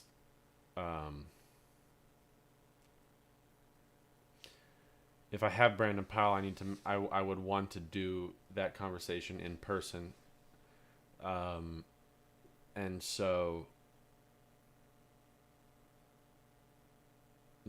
that's the only harder thing.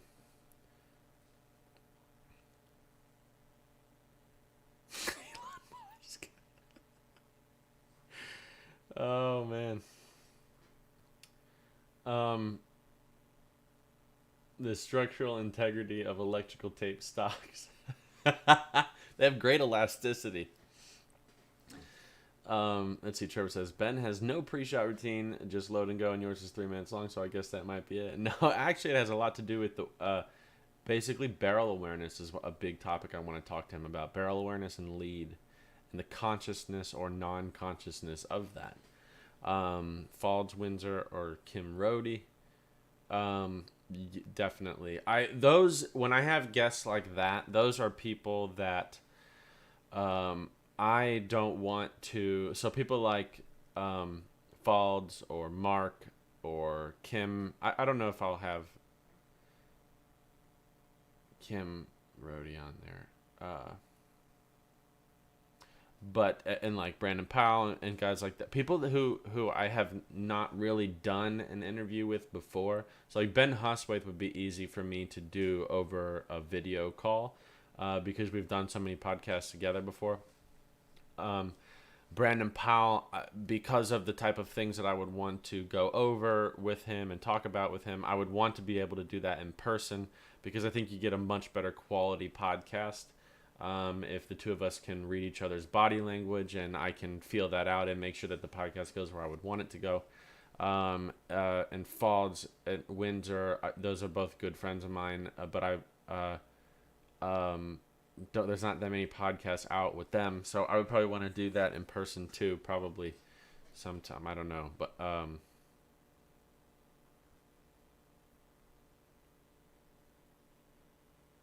if you get Tom, do the interview in black light. What? Why is that funny? But I don't understand it. Do the interview in black light. What does that mean? I don't get it.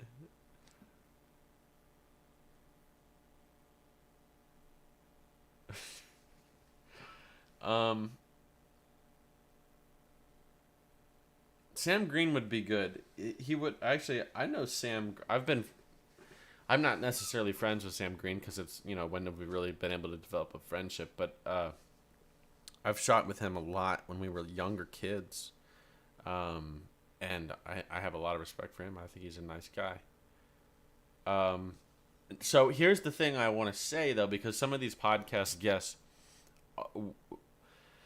purpose of my podcast is to be educational, and some of the podcast guests that you guys are having on don't necessarily bring that much of an educational approach. I would want to have people on that I can get in depth with on a topic and have a very good conversation with.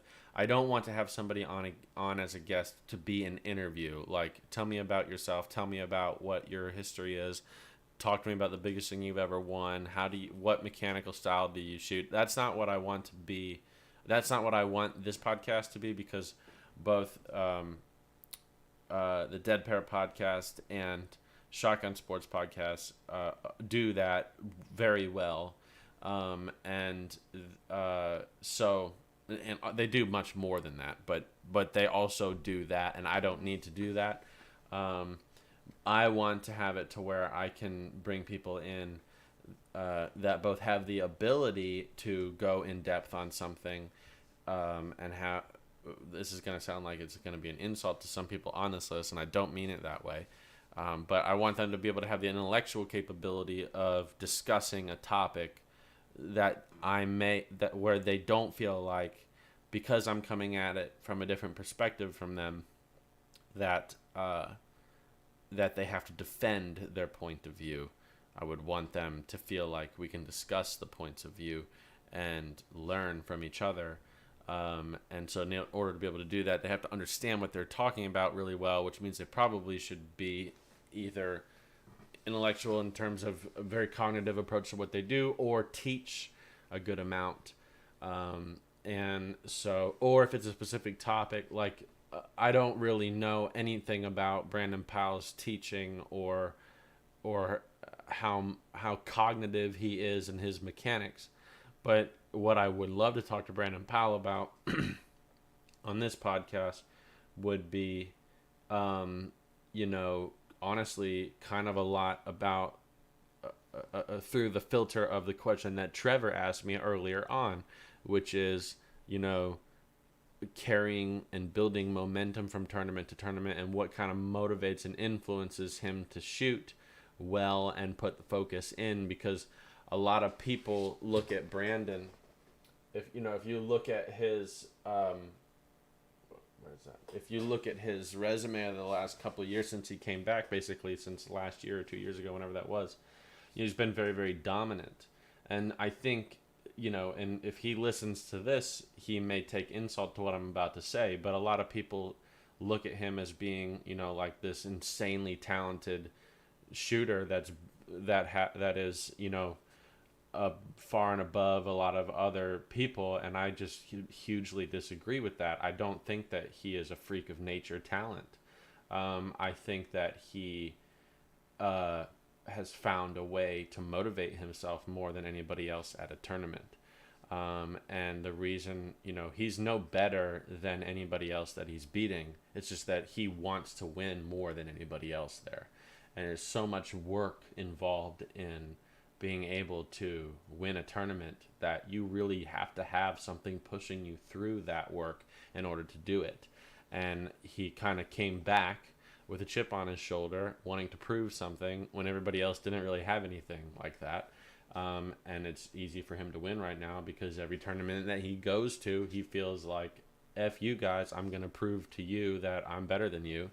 And so he tries harder, and he just has a good formula right now. And I would love to talk to him about that. And I would love to hear his opinion on my analysis of that, if he tells me I'm completely wrong or what. But I know that I'm not. But yeah, like that's the type of stuff I want to talk about. Things I can pull, individualistic things from people that can be helpful if you hear that level of conversation in depth covering such a small topic over a long period of time. I think that's a very good approach. Um,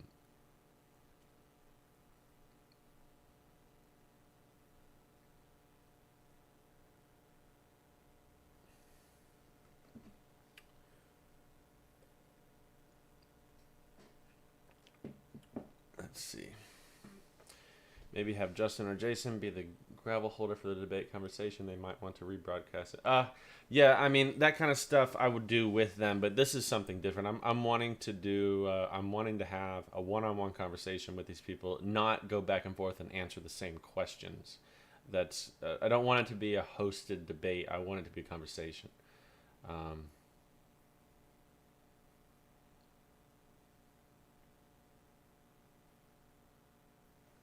yeah, exactly, Trevor. Yeah, Dr. Colo. I was talking to Dr. Colo the other day. Um,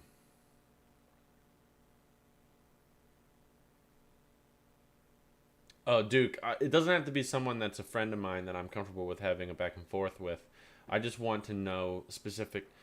If there's a certain thing from somebody that you want to hear about, that you would love for me to go in depth with, then let me know, because I want to pull that.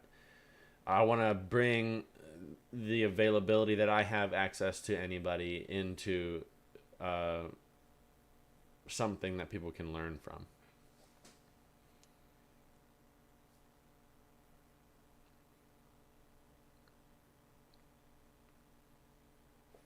Let's see. Joe says, and speaking about educating, I think discussing how you shoot your gun in terms of how high your eyes sit above the rib. Most don't know why you do it or that you even do it. I also think that explaining the science behind it. Most don't understand it and immediately talk about floating the target and other nonsense. Very, very true. Um, yeah, that's pretty cool. Honestly, never thought about doing a podcast on that. I'm going to circle back to that in my notes and try to come up with something. Whole topic of that. I like that, Joe. Thank you. Okay, Trevor says, I would love to hear you and Anthony talk about teaching styles. You both are very analytical in your approaches to shooting, but teach very differently. Yeah, I would love to have a conversation with Anthony Matarese on my podcast, and not just talking about different teaching styles, but different approaches. And I want to go in depth with him on the difference between, like, if you talk to Anthony, there are a lot of things that Anthony and I will wholeheartedly 100% disagree on. And what I think is so cool about that is that the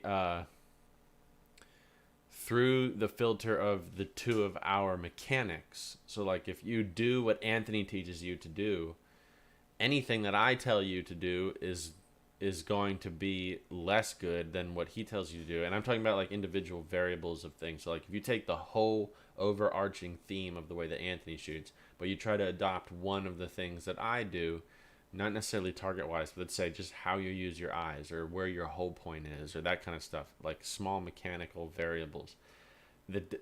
My approach to it is wrong compared to him. And likewise, if you try to use one of his variables in the system that I teach and shoot, his variables will be wrong in my system. And so, in essence, neither of us are wrong, but we're also both wrong and we're both right at the same time. And I would love to be able to have a conversation with Anthony about that and about why the things that he teaches that are different work better than what I do in his system, and then the same way through the opposite perspective, because I think that'd be very educational for people. And I think it's something that we really need to talk about as professionals, because I think that too many people think that they can, it's not a bad approach to say, oh, I want to take a lesson from Anthony and I want to take a lesson from David. But if you do that, you don't want to blend the two things. You want to understand the two of them holistically and decide when you're going to apply each one in a holistic way. And you cannot blend the two. So the reason why I want to talk about it is because I want to help people understand that if they try to be collectors of information to build and blend a routine or a system, it doesn't work and it'll hurt your shooting. And so I think that would be a very valuable podcast. My camera is autofocused on my controller. That's weird. It doesn't look like it is to me. Unless it oh yeah, it keeps auto. This is so annoying. It's because I get close to the mic. Maybe if I do this. I'll put the mic up there, then it won't do that.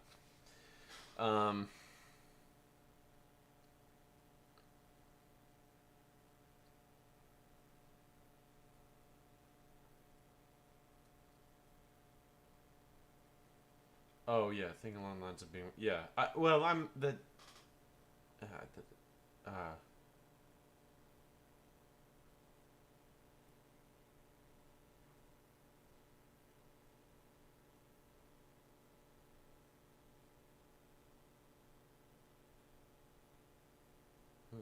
I'm loving the debates in the chats.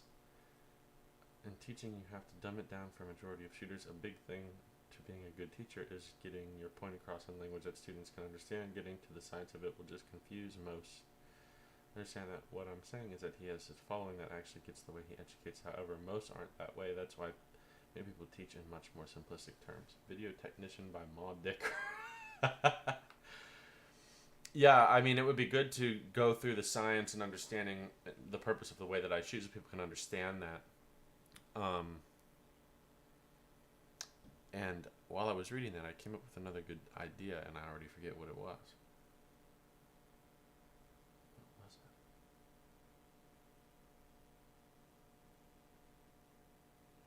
it? It's gone for good. I don't remember what I was going to say.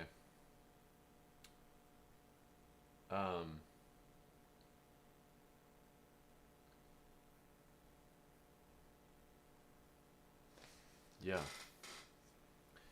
Okay.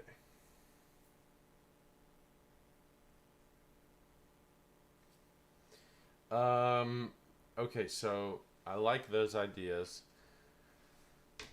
How about this? So the other thing I want to know from you guys is and this is a little bit of a research digging podcast to help me later on for some of the other content that I'm looking for. But so far in the episodes that I've released, is there any episodes or any specific topics and episodes that you would like me to go further in depth on, explain in another way, anything like that? Is there anything that any of you are hung up on that that you may need help with? If so, let me know.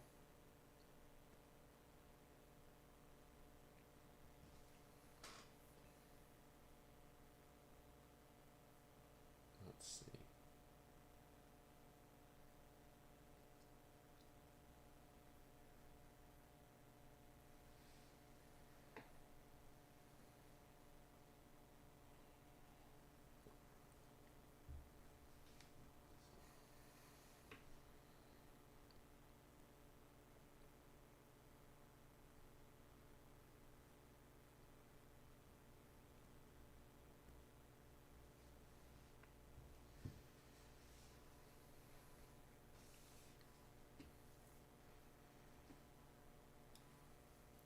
I'm going to go through the chat.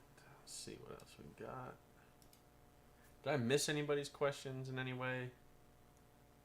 Let me know.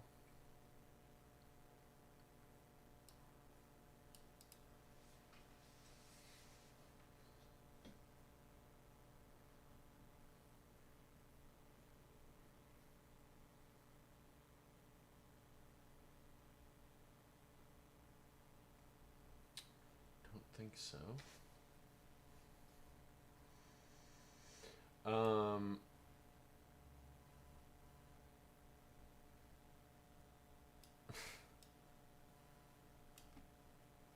Any more song requests?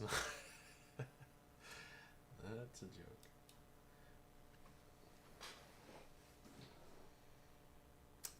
It's hard to say because what's going on. There's just weirdness in the way that my YouTube is working right now. The way that it... That'd be great for the end of the podcast. The way that this is working is like I don't get any questions and then boom, it just like loads a bunch. So I don't know if that's happening in real time or what's going on. I'm not really sure. Other than answering questions or getting advice for topics and or guests, is there any is there any advice that I can give to anybody stuck on something or need a different interpretation of something that I've talked about in a podcast episode prior, anything like that? Oh, I just got your text, JJ. I'll do that. I've never heard of the thong song.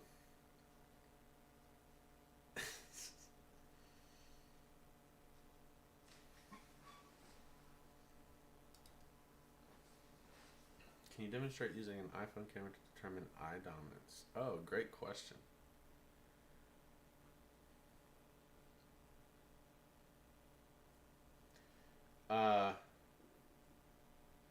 Let me think about, and also, hey Dave, let me think about how would I.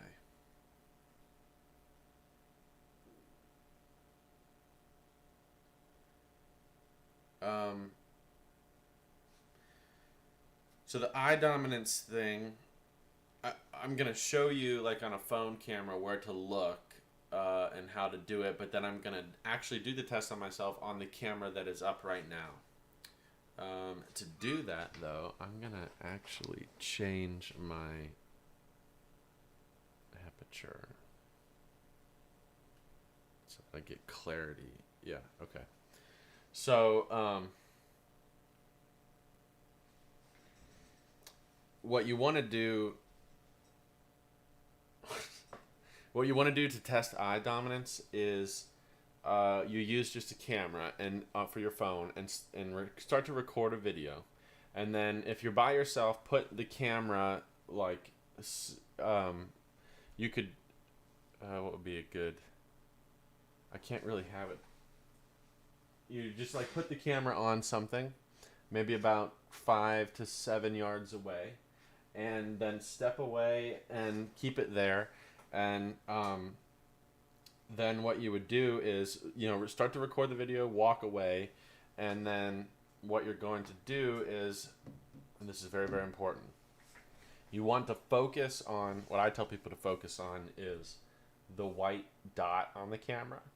And I'm now just realizing that there is a,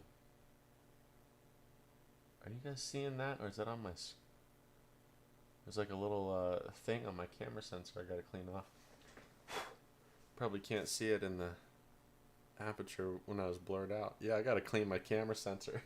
But basically, you're gonna start to record the video, step away, and I want you to focus on your camera lens or the white dot if you don't know which camera lens to focus on, as if you're at a doctor's office getting your eyes tested and you're trying to read the smallest line of letters. So that's the amount of focus that you need on that lens.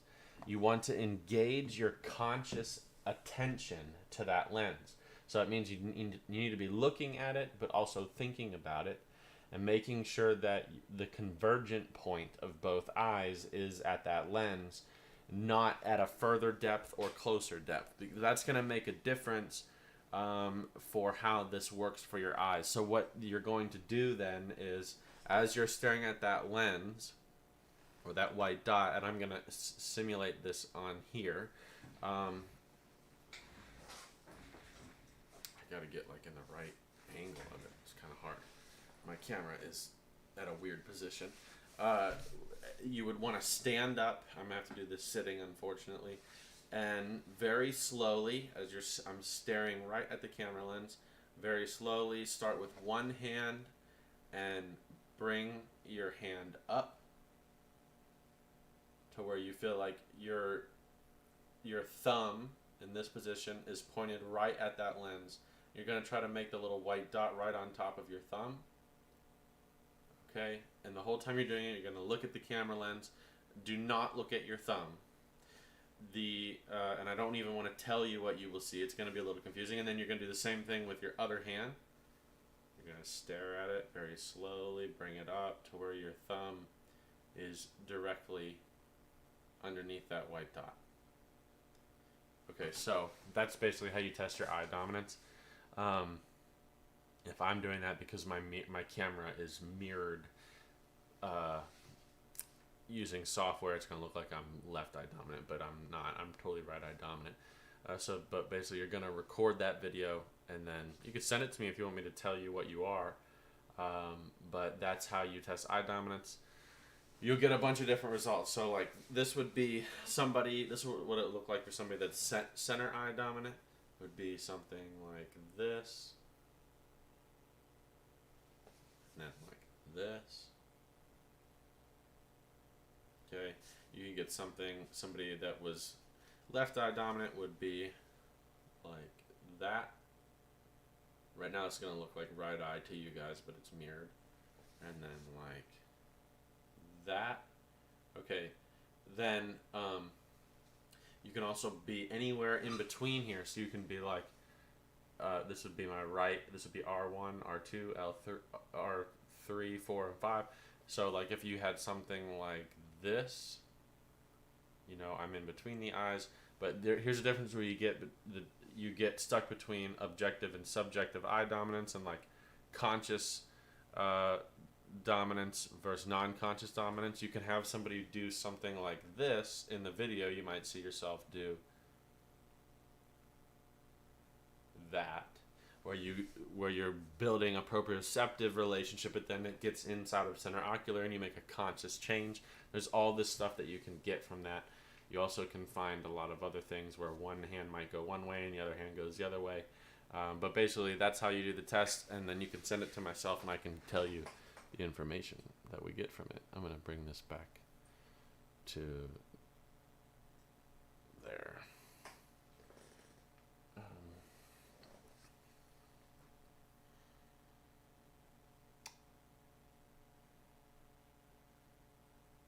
Best electrolyte supplement to add to your water. I personally like the LMNT.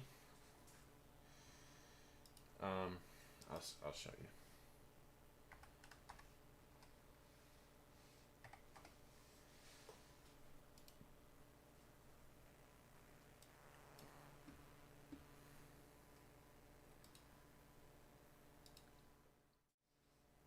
This is my favorite electrolyte mix.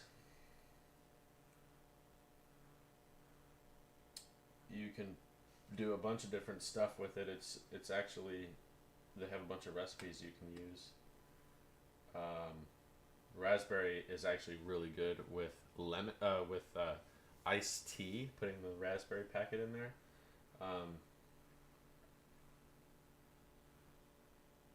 But this is my favorite. I think it's the best. I don't know where is. I can tell you that like citrus is really good, or you know, you can go through and you can get a box where you can test out a bunch of different kinds.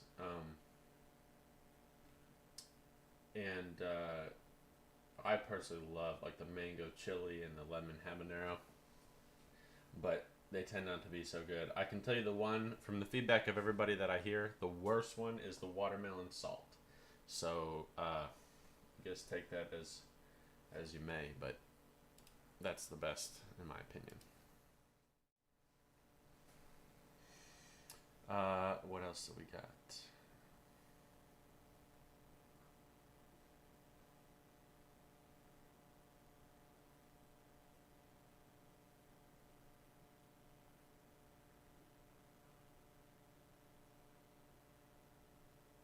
Jolly Ranchers. Yeah, I had the watermelon last week and I almost threw up. I'm not gonna lie, it was so bad. Um, what other questions? Any recommendations for practice training when going months between shooting? Yeah, a ton of motion. What I would say is that I've done a couple. There's a YouTube video that I did, a YouTube live episode where I talked about different types of practice, and I go through and I give examples of every one. I don't remember the name of it. It's in a live episode. I think it's just called. I'll just tell you. What is it? Oh, that was loud. Let's see. Your videos live. It's how to create a perfect practice plan. This one.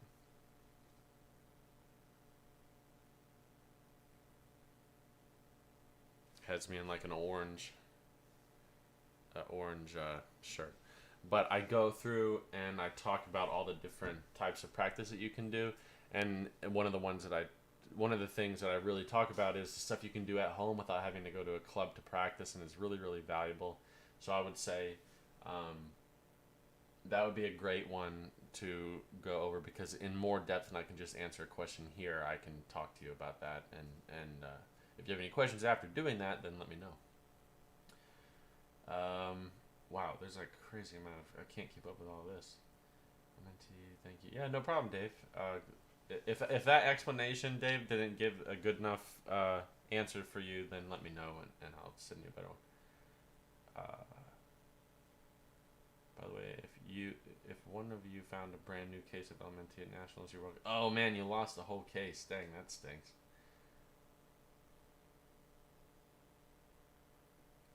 Gayla says, I feel like I missed a question somewhere, but maybe not. So Gayla says, topic. I see so many targets being thrown from behind overhead. Never sure where to look straight out or look back.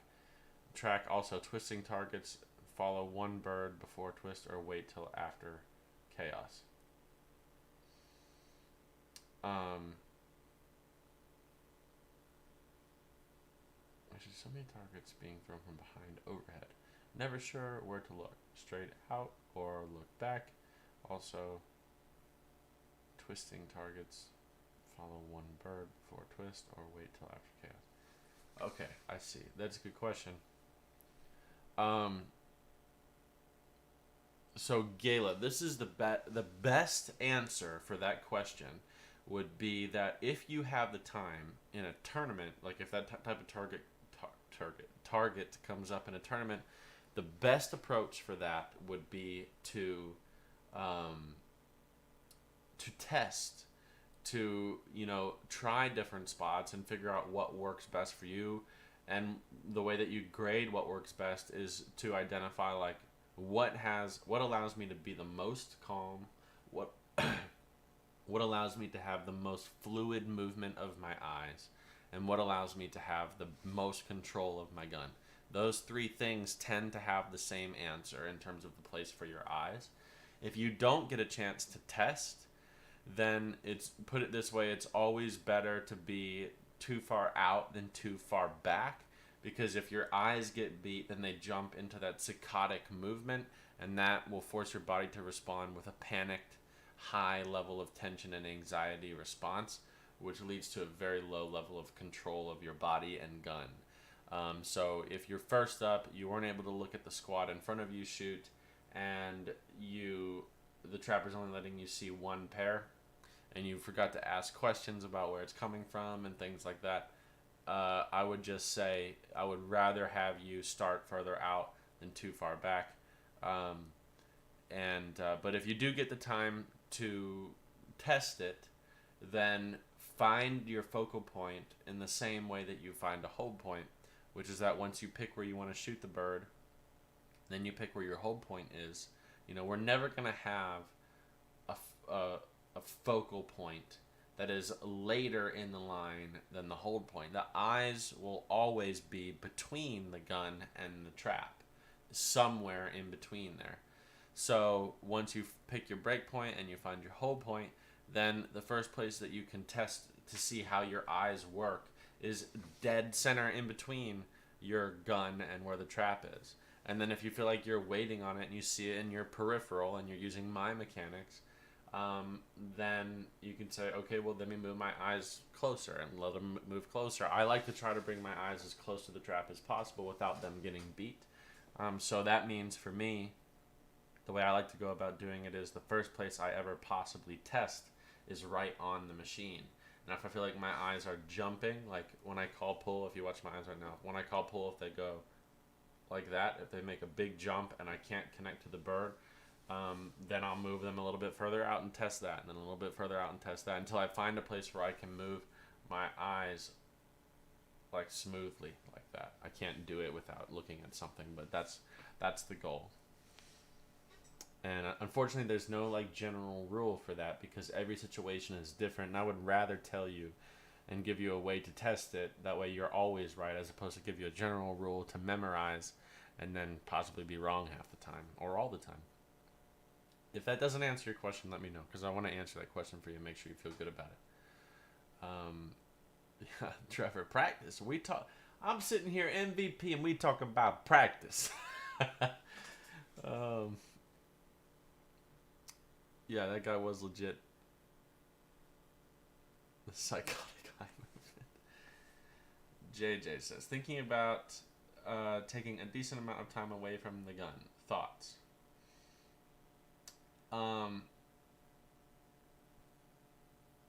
Thinking about taking a decent amount of time away from the gun. Thoughts?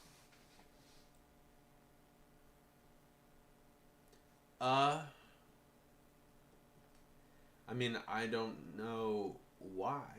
I would say my thoughts would depend on your reasoning. So, but that probably would be something better that you could, and you might have. I've been pretty busy. I'll text your, check your text to see if you text me about that earlier, and then I'll just respond to you in private. But basically, sorry, I was reading another comment. Basically, I don't see there's anything wrong with that depending on what the reason is. I can tell you, I take time away from the gun every year, at the end of every year, from nationals until about,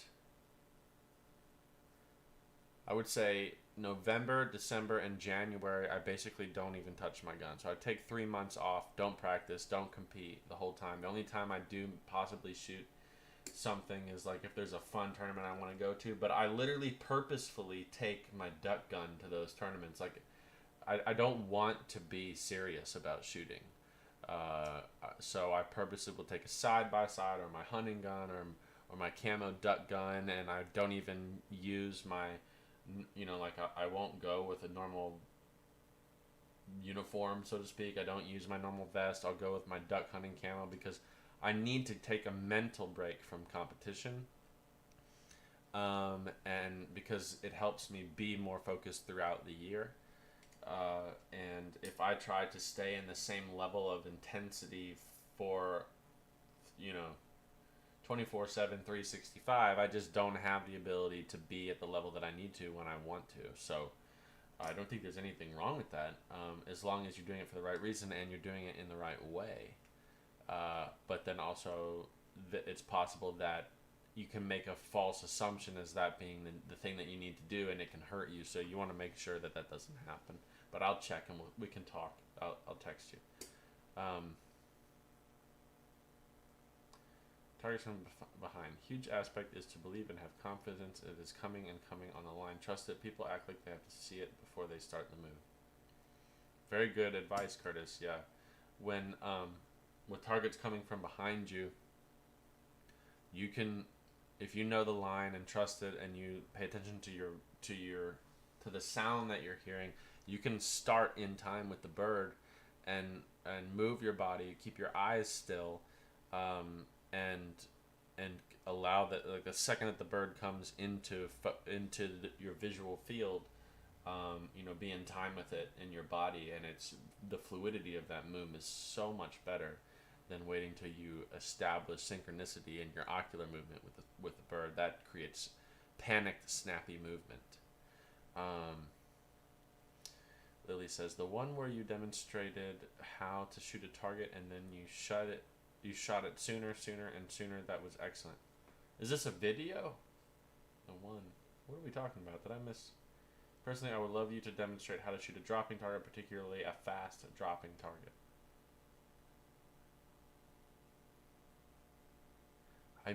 Maybe you're talking about in one of the lessons that we did, maybe at South Florida. I remember doing that on that one target with you that first day, off the tower, I think. That left to right tower. Unless you're talking about, I don't know. I don't have a video of doing that. I don't think.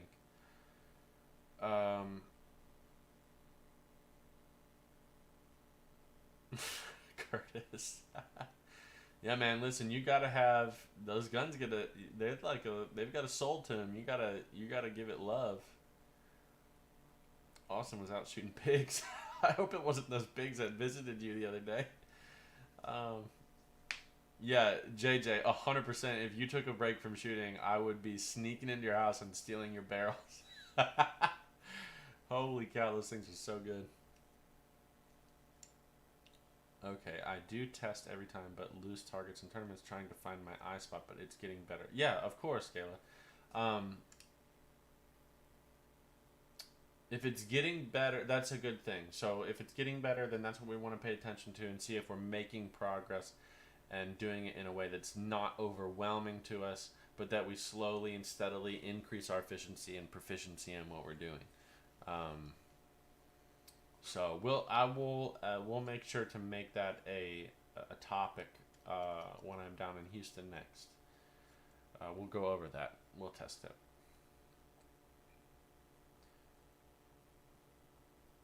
Dang, that's cool.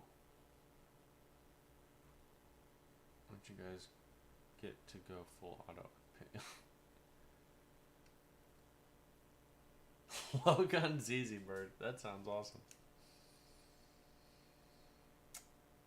Let me see.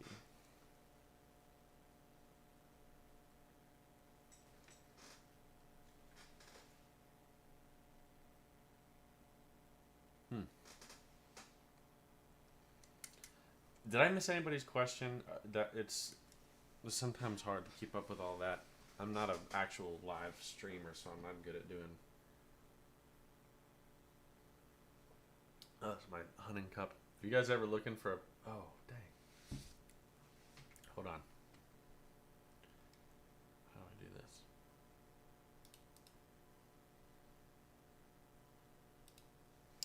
Okay. Where is... Best upland hunt you can ever do, right here. Go get in contact with these guys. Super fun, and they make very cool cups. I've got a couple of these, but little shout out to my friends.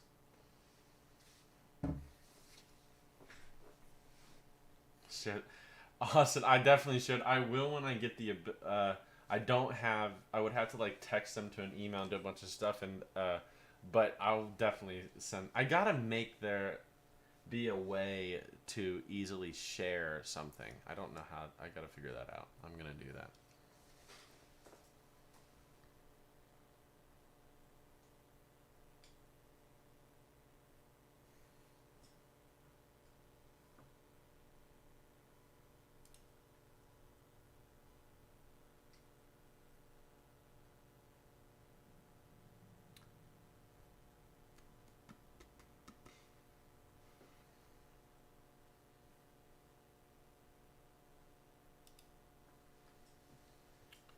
What else we got?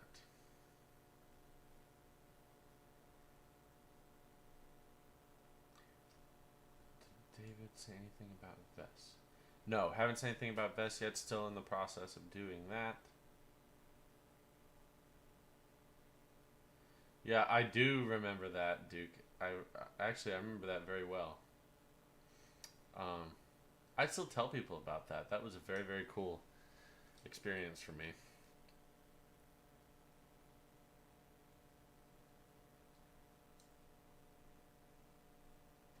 I wonder if I might have a picture. No, I don't. It's on. It would be on another phone. But yeah, basically, so that was the first time I ever shot anything that far. I think it was that was 1,000 yard range. I was shooting a bunker tournament at Quantico, and I heard a bunch of like rifles going off, and I was asking the guys at the bunker what was going on, and they said that they were having a long range sniper competition or something. I walk over, and then Duke was there, and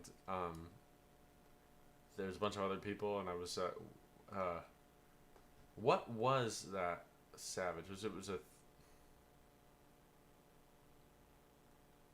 don't remember what it was, but that was the first time I ever shot anything over like 100 yards. Yes, I definitely did.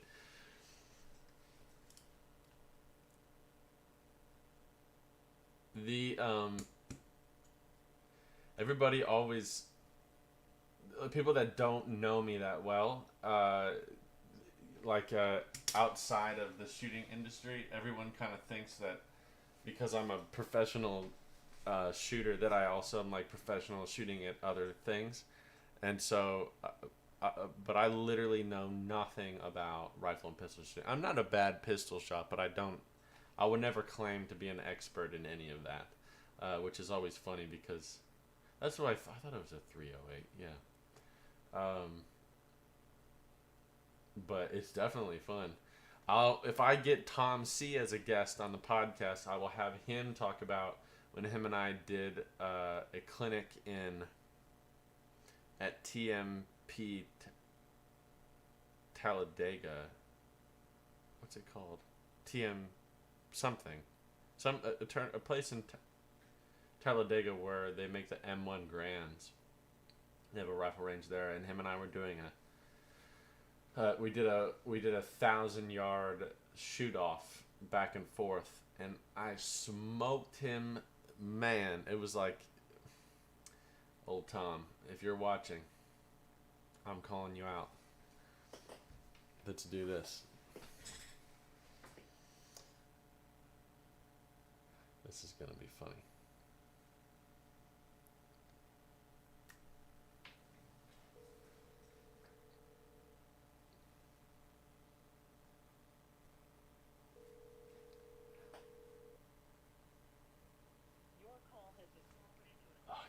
He freaking sent me to silent.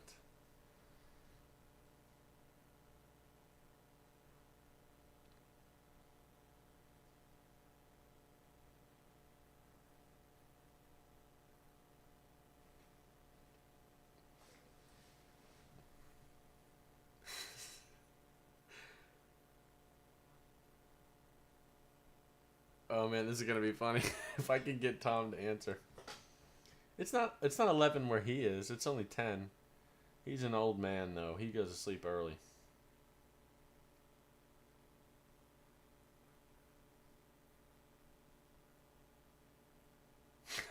Tom. Starting at 5, man.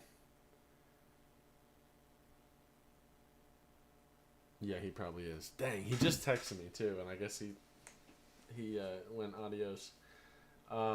That would have been fun because I know he would have had some. We would have had a little back and forth banter going on.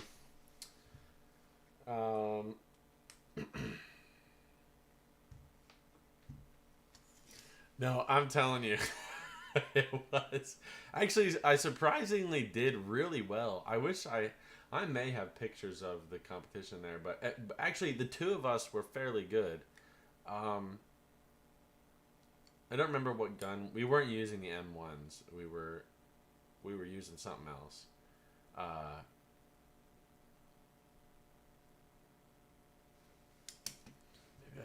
picture of it. But it was fun, that's for sure. I'm no good at it when it comes down. Let's see. This might... Oh yeah, here we go. I do have pictures. Oh, maybe it was 600 yard.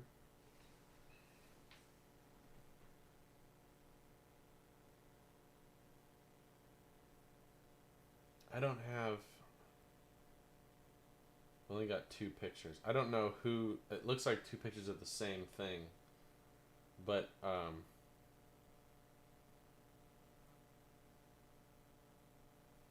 mean, for never doing it, this is us. I think this one... I don't remember what we were betting on. There's this.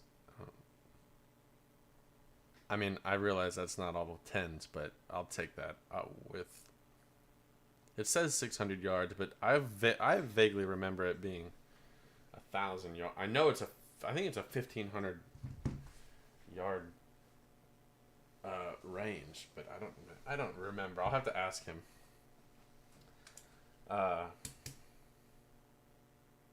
That's probably more like it. Curtis watching the black and white movies, eating popcorn. Okay. Any other questions on anything for shooting or how badly I whooped Tom on the 1,000 yard range or anything like that? Topic suggestions?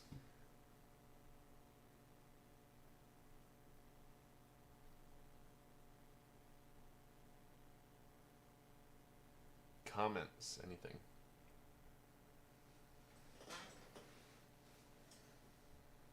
I'm all ears.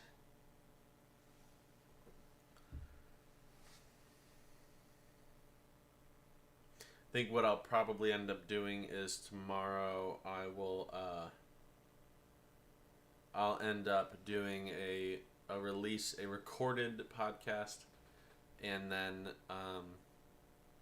the next day I'll have the another live, then maybe another recorded on Thursday. Oh, I've got some tournaments to go to. It might be harder to do lives. If I do lives Friday, Saturday, Sunday, they'll be in the middle of the day. We'll figure it out.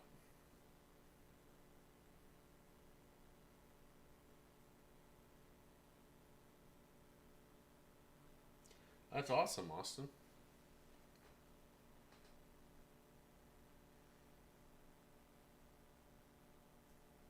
That's really good. Hey, that's what happens when you get a proxy. They shoot pretty good.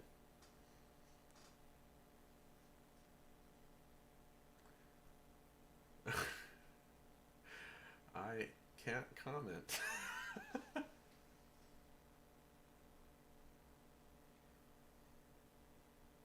I really like Gil as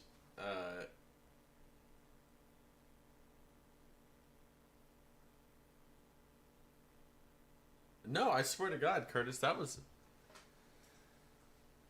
the picture of the thing that I put up was not with the 308. I don't know what gun it was. I don't remember. This is saying it's 600 yards.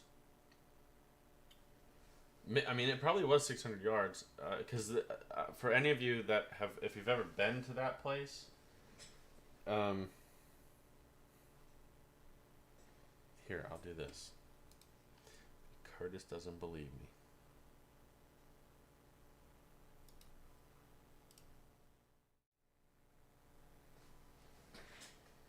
It says 600 yards. I mean, at the shortest, it was a 600 yard range, but I believe it's 1,000. I'll have to ask Tom. There's that, and you can see where is it right there, 600.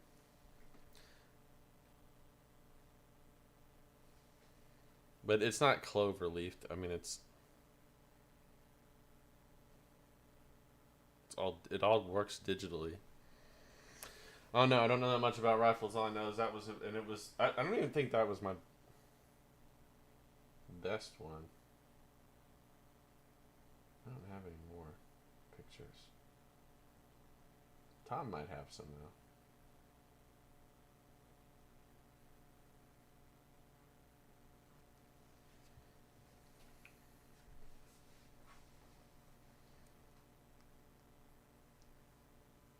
I don't think that's that good. I guess it is better than I'm thinking that it is. Um,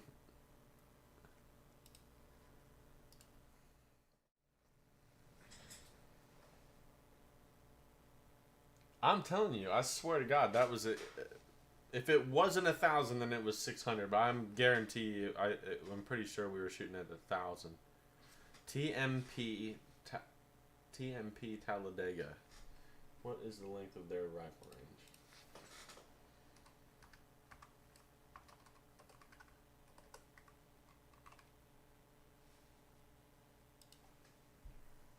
Oh, CMP. That's what it's called. CMP Talladega. Rifle.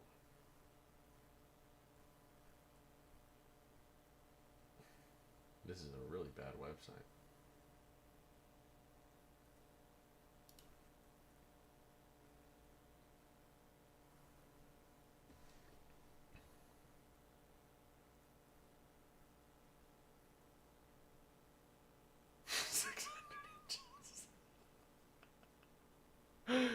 You guys are so rough.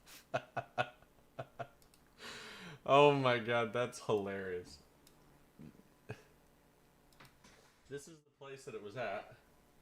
And look, I'm not BSing you because that's the same thing that was on my thing. It was, yeah, see, 10 meter. Just kidding. It.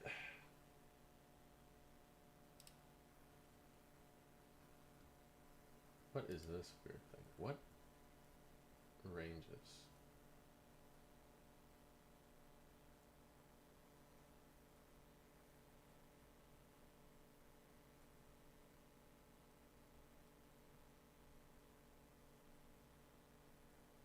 I don't know.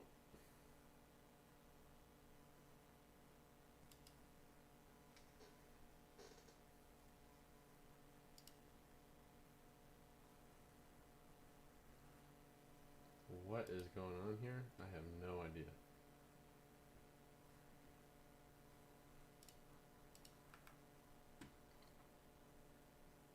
All I want to know is how far away is this freaking range?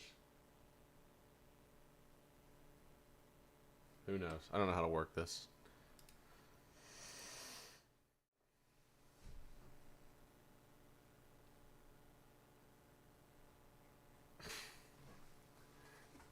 That's pretty funny.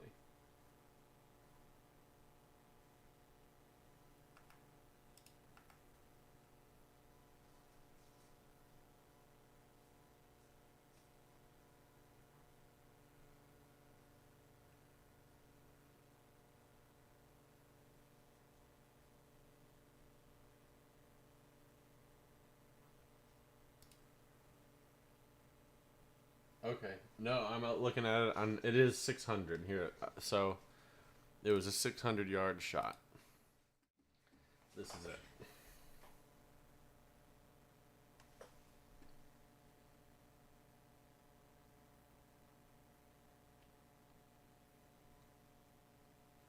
So we were shooting these. I know that it was 600 yards. The way that it works, that system works, is that I can't, with that thing on there, you can't lie about the distance because it's all electronic. It's on a computer system. It's actually pretty freaking amazing. I've never seen anything like that before. But when you shoot it, it shows up on a computer screen what you did right next to you. You don't even have to look through optics or anything. It was pretty fantastic. Definitely a high dollar system, I'm guessing.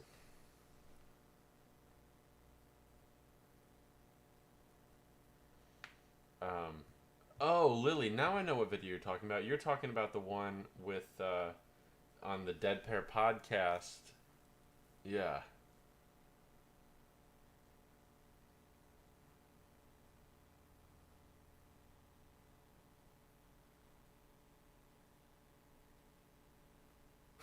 Yeah. I guess I did. Well, I did have it was fun. Tom and I had like a shoot off on the rifle range. It was fun, but he got smoked, son. Can't deal with the. I was gonna come up with some funny name for myself, and I couldn't do it fast enough. Yeah, but yeah. Anyways, Lily, you're talking about the a video I did with the Dead Pair podcast. I don't. Let me look.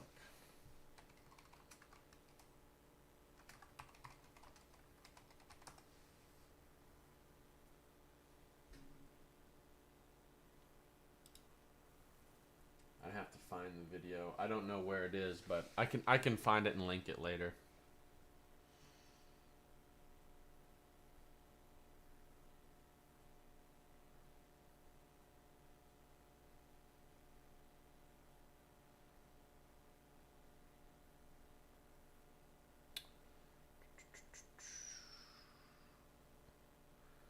Yeah, I mean, uh, the IRA and a former life. I got into shooting sporting clays because I did competitive archery actually. So, um, if you think about the important thing and being able to shoot a rifle accurately, one of the things, and you need to have very interceptive self awareness and being able to pay attention to your body and individually isolate specific muscles or tendons and movement and breathing and your heart rate and a bunch of other stuff. And so what I teach in shooting sporting clays is all about being very interoceptive and very physically and physiologically self-aware. And so I mean, you just apply that to shooting a rifle, and if you're very consciously paying attention to yourself as you're doing that, then you know you isolate a specific movement that you're wanting to make and do it very consciously. Then you know I'm not gonna say that I knew the ballistics of being able to set everything up so it did that. I mean, all I had to do was be dead still and pull a trigger. So it's not that hard, I don't think.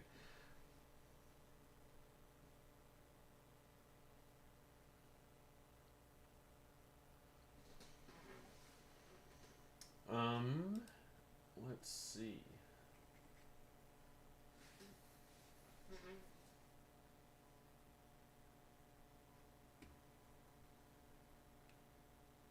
Hmm.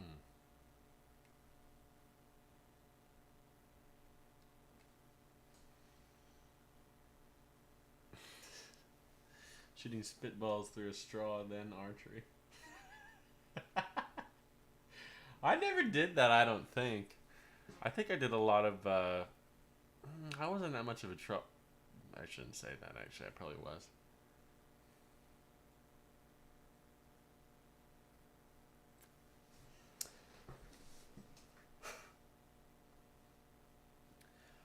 Okay. Let's do this. So we'll do. I'm gonna go grab. Probably just put more ice in my water, and I'll leave it open for questions for like another couple minutes. You guys type any questions that you have, and then otherwise we'll just end. We'll end this one here. It's already. I don't want to put more than really a 3 hour, 3.5 hour long video up. I'm trying to keep it around the same length and with as much content as will be coming out this week. I don't want to overload it. So, any questions, comments, concerns, suggestions, anything, type them in. If I didn't answer your question already, then retype it and I'll answer it again. So when I come back, I'll be able to do that. But I will be right back, guys, and we'll go from there. And if you don't have any, then you don't have any. No big deal. Don't feel like you have to come up with questions. I just want to make sure that before I end it, I don't leave anybody out. So we'll be right back.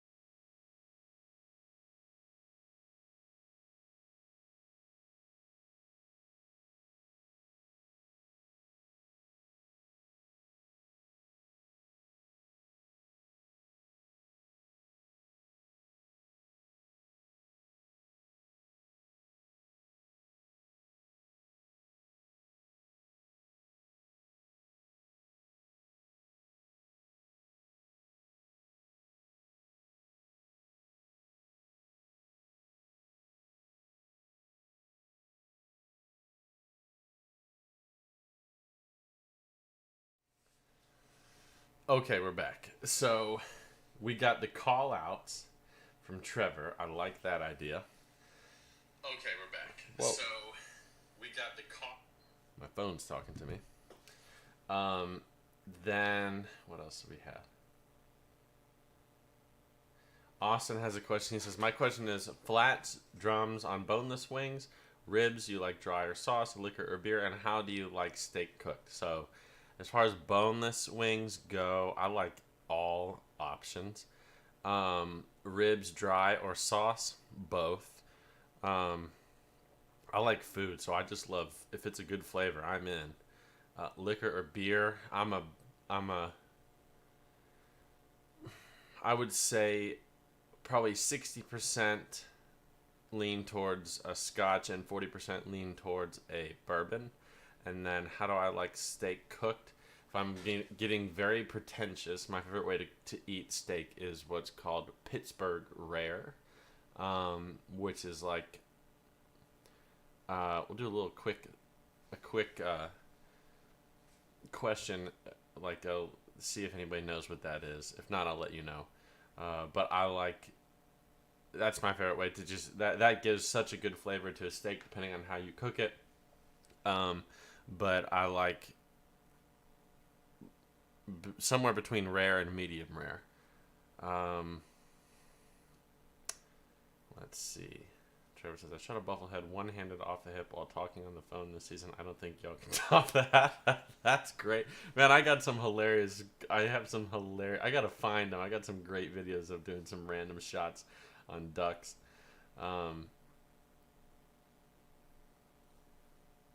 Let's see.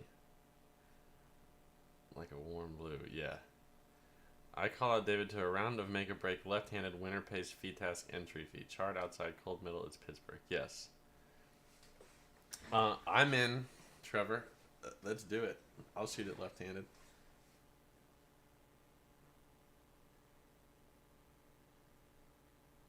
Yes, exactly right. You guys got it. That's my favorite way to eat a steak. I love eating a Pittsburgh rare steak. It tastes so good.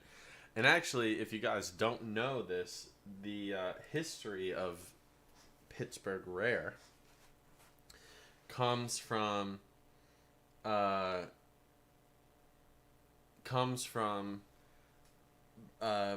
in the day. The steel workers in Pittsburgh would take a rare raw steak to work for lunch. Or dinner, and then to cook it, what they would do is they would season it and then char it on the outside with the torches they were using to cut steel. That's where that came from. That's why it's called that. Oh, that's a great idea, Hank. Having Eister on the podcast, talk about ballistics and stuff. Yeah, Austin, very, very similar to au poivre style of a steak. It's just like, which I really like. I've gone to some good restaurants and I order Pittsburgh rare, thinking that they know what it is and can do it right. But if you do Pittsburgh rare and you're using like finely ground pepper, it doesn't taste as good. You want like a real coarse grind, like big, coarse ground pepper like au poivre. That way you get really good flavor and a nice diversity of different peppercorns is the way to go. And you basically like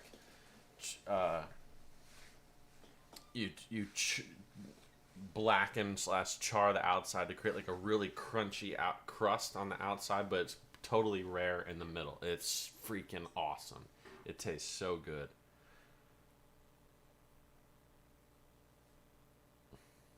I just got so hungry. That is not a fair question. Now I really want either like a au poivre swordfish would be really good right now with a nice like cream sauce, au poivre, and then or a Pittsburgh rare steak. Yes, Cherry peppercorns. Those are the best. They really are. I have like a good like peppercorn medley of. I forget what kind are in there, but there's 4 different kinds. Goodness, it is good.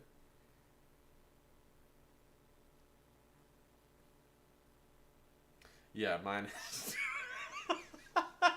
Man, now I'm so freaking hungry. That's not fair. Oh my gosh. Mm. Mm. I gotta look it up. Now we gotta get a picture just to have everybody else in this.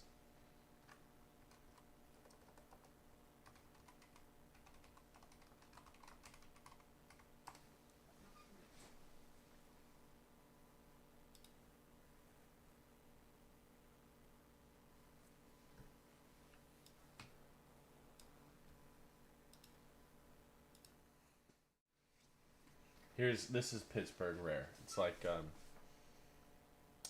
doesn't look that good. See, this some people would think this is Pittsburgh rare, but what the heck? But the problem with this is see, you don't have the peppercorn on it right. It's not good. Um, this looks okay. You'd still want more seasoning there, but that's how you would want to cook it, like nice and rare in the middle and charred on the outside. So when you cut it, you actually feel like you're cutting through something hard with a knife. Oh, here's a good one. That looks good. But the inside that's more medium rare. It needs to be better. That looks good right there. Nice thick crust on the top. Mm-hmm. Yes, sir. That's what I'm talking about. What else we got? Good ones.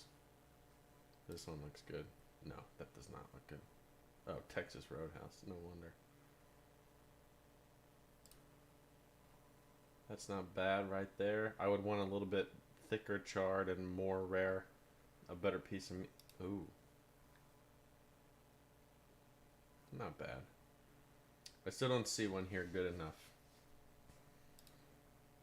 Hmm.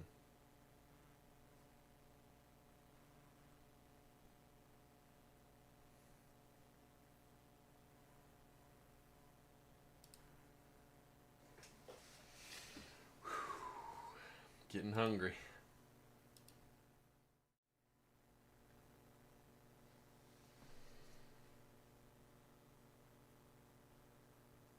I had pecan earlier. I'm good. Oh, that sounds fantastic. Are you going to be available for calls this week? Yeah, I think the last 2 weeks on my calendar, I think I had it to where you couldn't schedule anything because I was on the road. But I think starting tomorrow, it should let you be able to schedule something. Um, what's open via DoorDash? No joke. Think back to the Feast of Kings. Oh my gosh, Trevor, that is so true. Oh gosh, dang. Oh man, that was so good. I have we have a friend in Ohio. His name is George Millsop, and he always does this Feast of Kings thing, and it's once a year. And he has a professional chef come in and puts together like a menu that's planned for the whole year. And oh my gosh, let me tell you, dang son.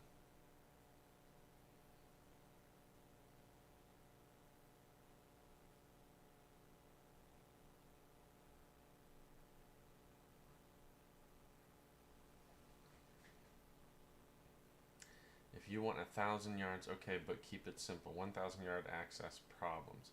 So, short barrel 308 with 6x scope at 200 yards on 12-inch steel plate, unbraced offhand, 10 shots. Oh, we can do both. We'll do both. There's a plenty of places that we go to tournaments at that we can do 1,000 yards. Um, Where do I recommend going to try one of those? If you're talking about the steak, Hank, um, you really just got to look up like a non-chain steakhouse somewhere and just go and be willing to get a really really high end. You want a really good piece of meat, and you want it to not be a chain, and you want a good chef that really understands what it is. And I would even try to go to a place where you could explain what it is that you want. Like I've gone to some really good steak places and order Pittsburgh rare, and they still don't get it. They don't season it enough. Like the where Pittsburgh Rare gets really really good is when if they're just doing it to the meat and they barely have enough like seasoning on there, it doesn't char it as well because you literally want like a good few millimeters of seasoning on on the steak, like the pepper on the steak. You want it thick enough to where it turns into a crust that gets cut open. That when you go to bite the piece that you just cut off, it should feel like a crunchy uh, shell, and then the rare meat in the middle. Oh, it is so good. So if they just do it where they're trying like charring the outside of just the meat without the seasoning, then it doesn't do it justice. So you'd want to go to a place where they'd be willing to listen to how you want it cooked and cook it that way, or they just really really know what they're talking about.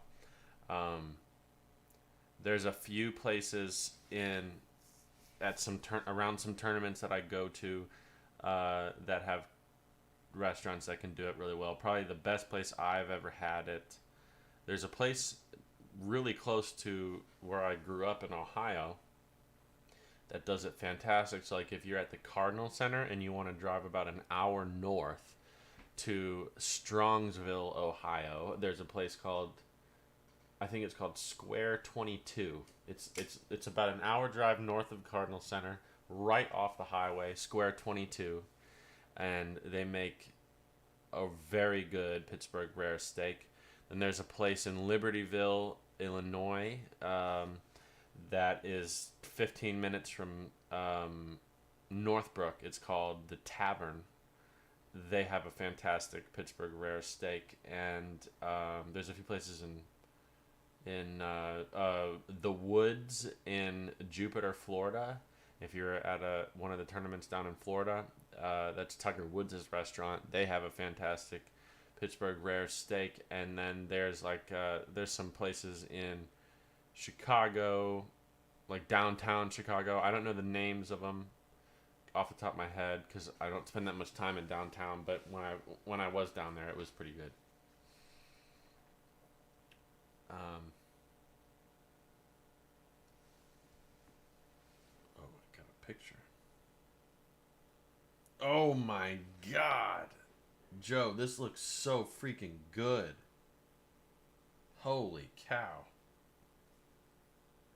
What in the world? You had this today? Guys, look at this. This is not even fair. Look at that. Ooh. Dang, son. That looks fantastic. My phone's on night shift mode.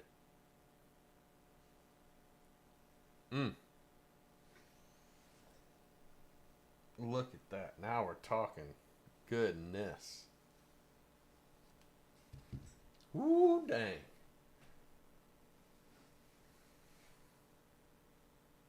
Yes, sir. Yes. Oh, that's right. Yeah, Trevor, for the Meal of Kings, or the Feast of Kings, or whatever it's called, he had perfectly crafted cocktails to every single meal. It was so good.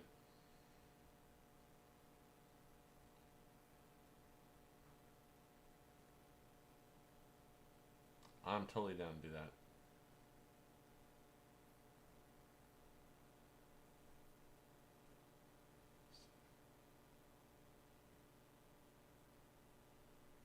Wagyu pecan.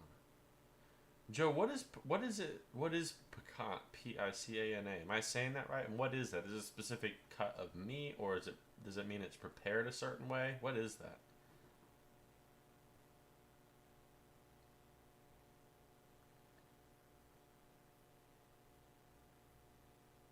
For some reason, I don't know what that is.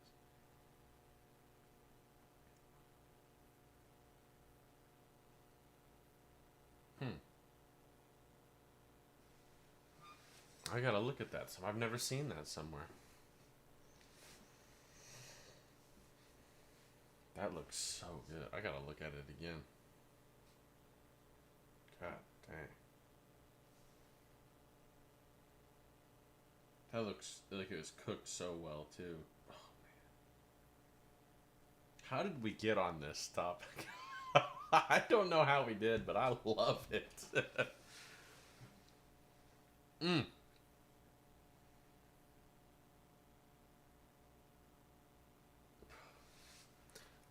I gotta shut this little thing off because I'm just keep staring at that food.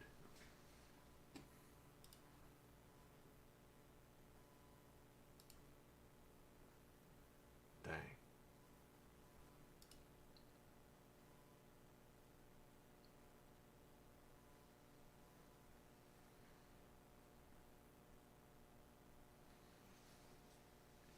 I don't know if he did. He probably did. Zach and I have gone to some good restaurants, and he gets into it just like I do. So I'm sure he probably does. He probably has.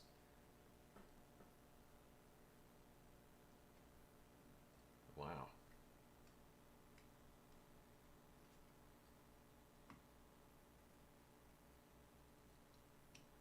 I'm my stomach's literally it's literally this is not an exaggeration. Like I just got so hungry. Like tortured myself on this. I'm never doing a live podcast again with you guys. I'm gonna ban all of you so you can't be talking about this kind of stuff on here, and get me starving at 10:30 at night. I'm about to go pig out as soon as I end this call. Cook a steak up. Mm.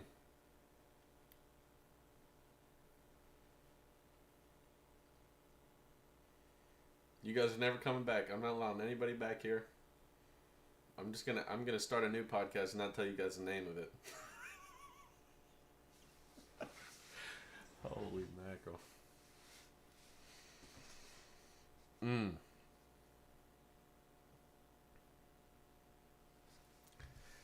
Dang. All right. Well, I guess with that being said,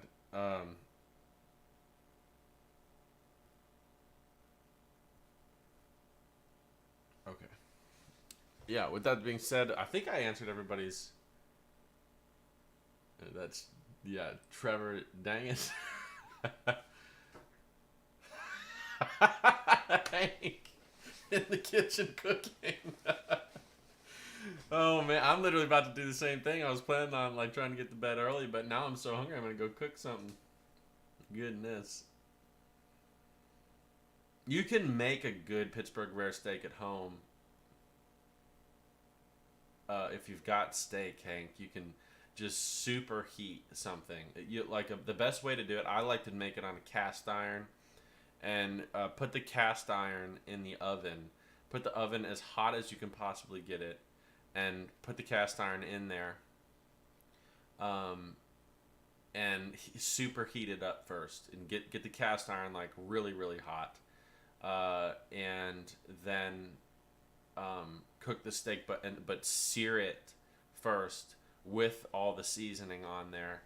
And sear it on each side after you pull the cast iron out of like put the cast iron in the oven before doing anything, and prep the steak and everything. Put a crap ton of peppercorn, and honestly, you kind of want to crush the peppercorn rather than grind the peppercorn, and because it actually will change the flavor profile of it a little bit. But cast iron in the oven, superheat it.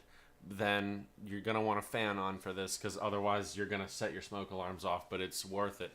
And then take it out, put it on the stove, and after make sure you take it off out of the oven after the steak is prepped. But then put it on there, sear each side with the thick layer of that peppercorn on there, black, like char it, get it black, and then take it off, let the pan cool down just a little bit, and put however you like to cook this. I like to put a lot of stuff in there, and then cook it a little bit slower in whatever you have in your cast iron. Put it back in the oven for like 1 to 2 minutes on each side, and then take it out, and you're good to go. That's nice and juicy, seared, all that flavor is in there, and it's like the perfect steak.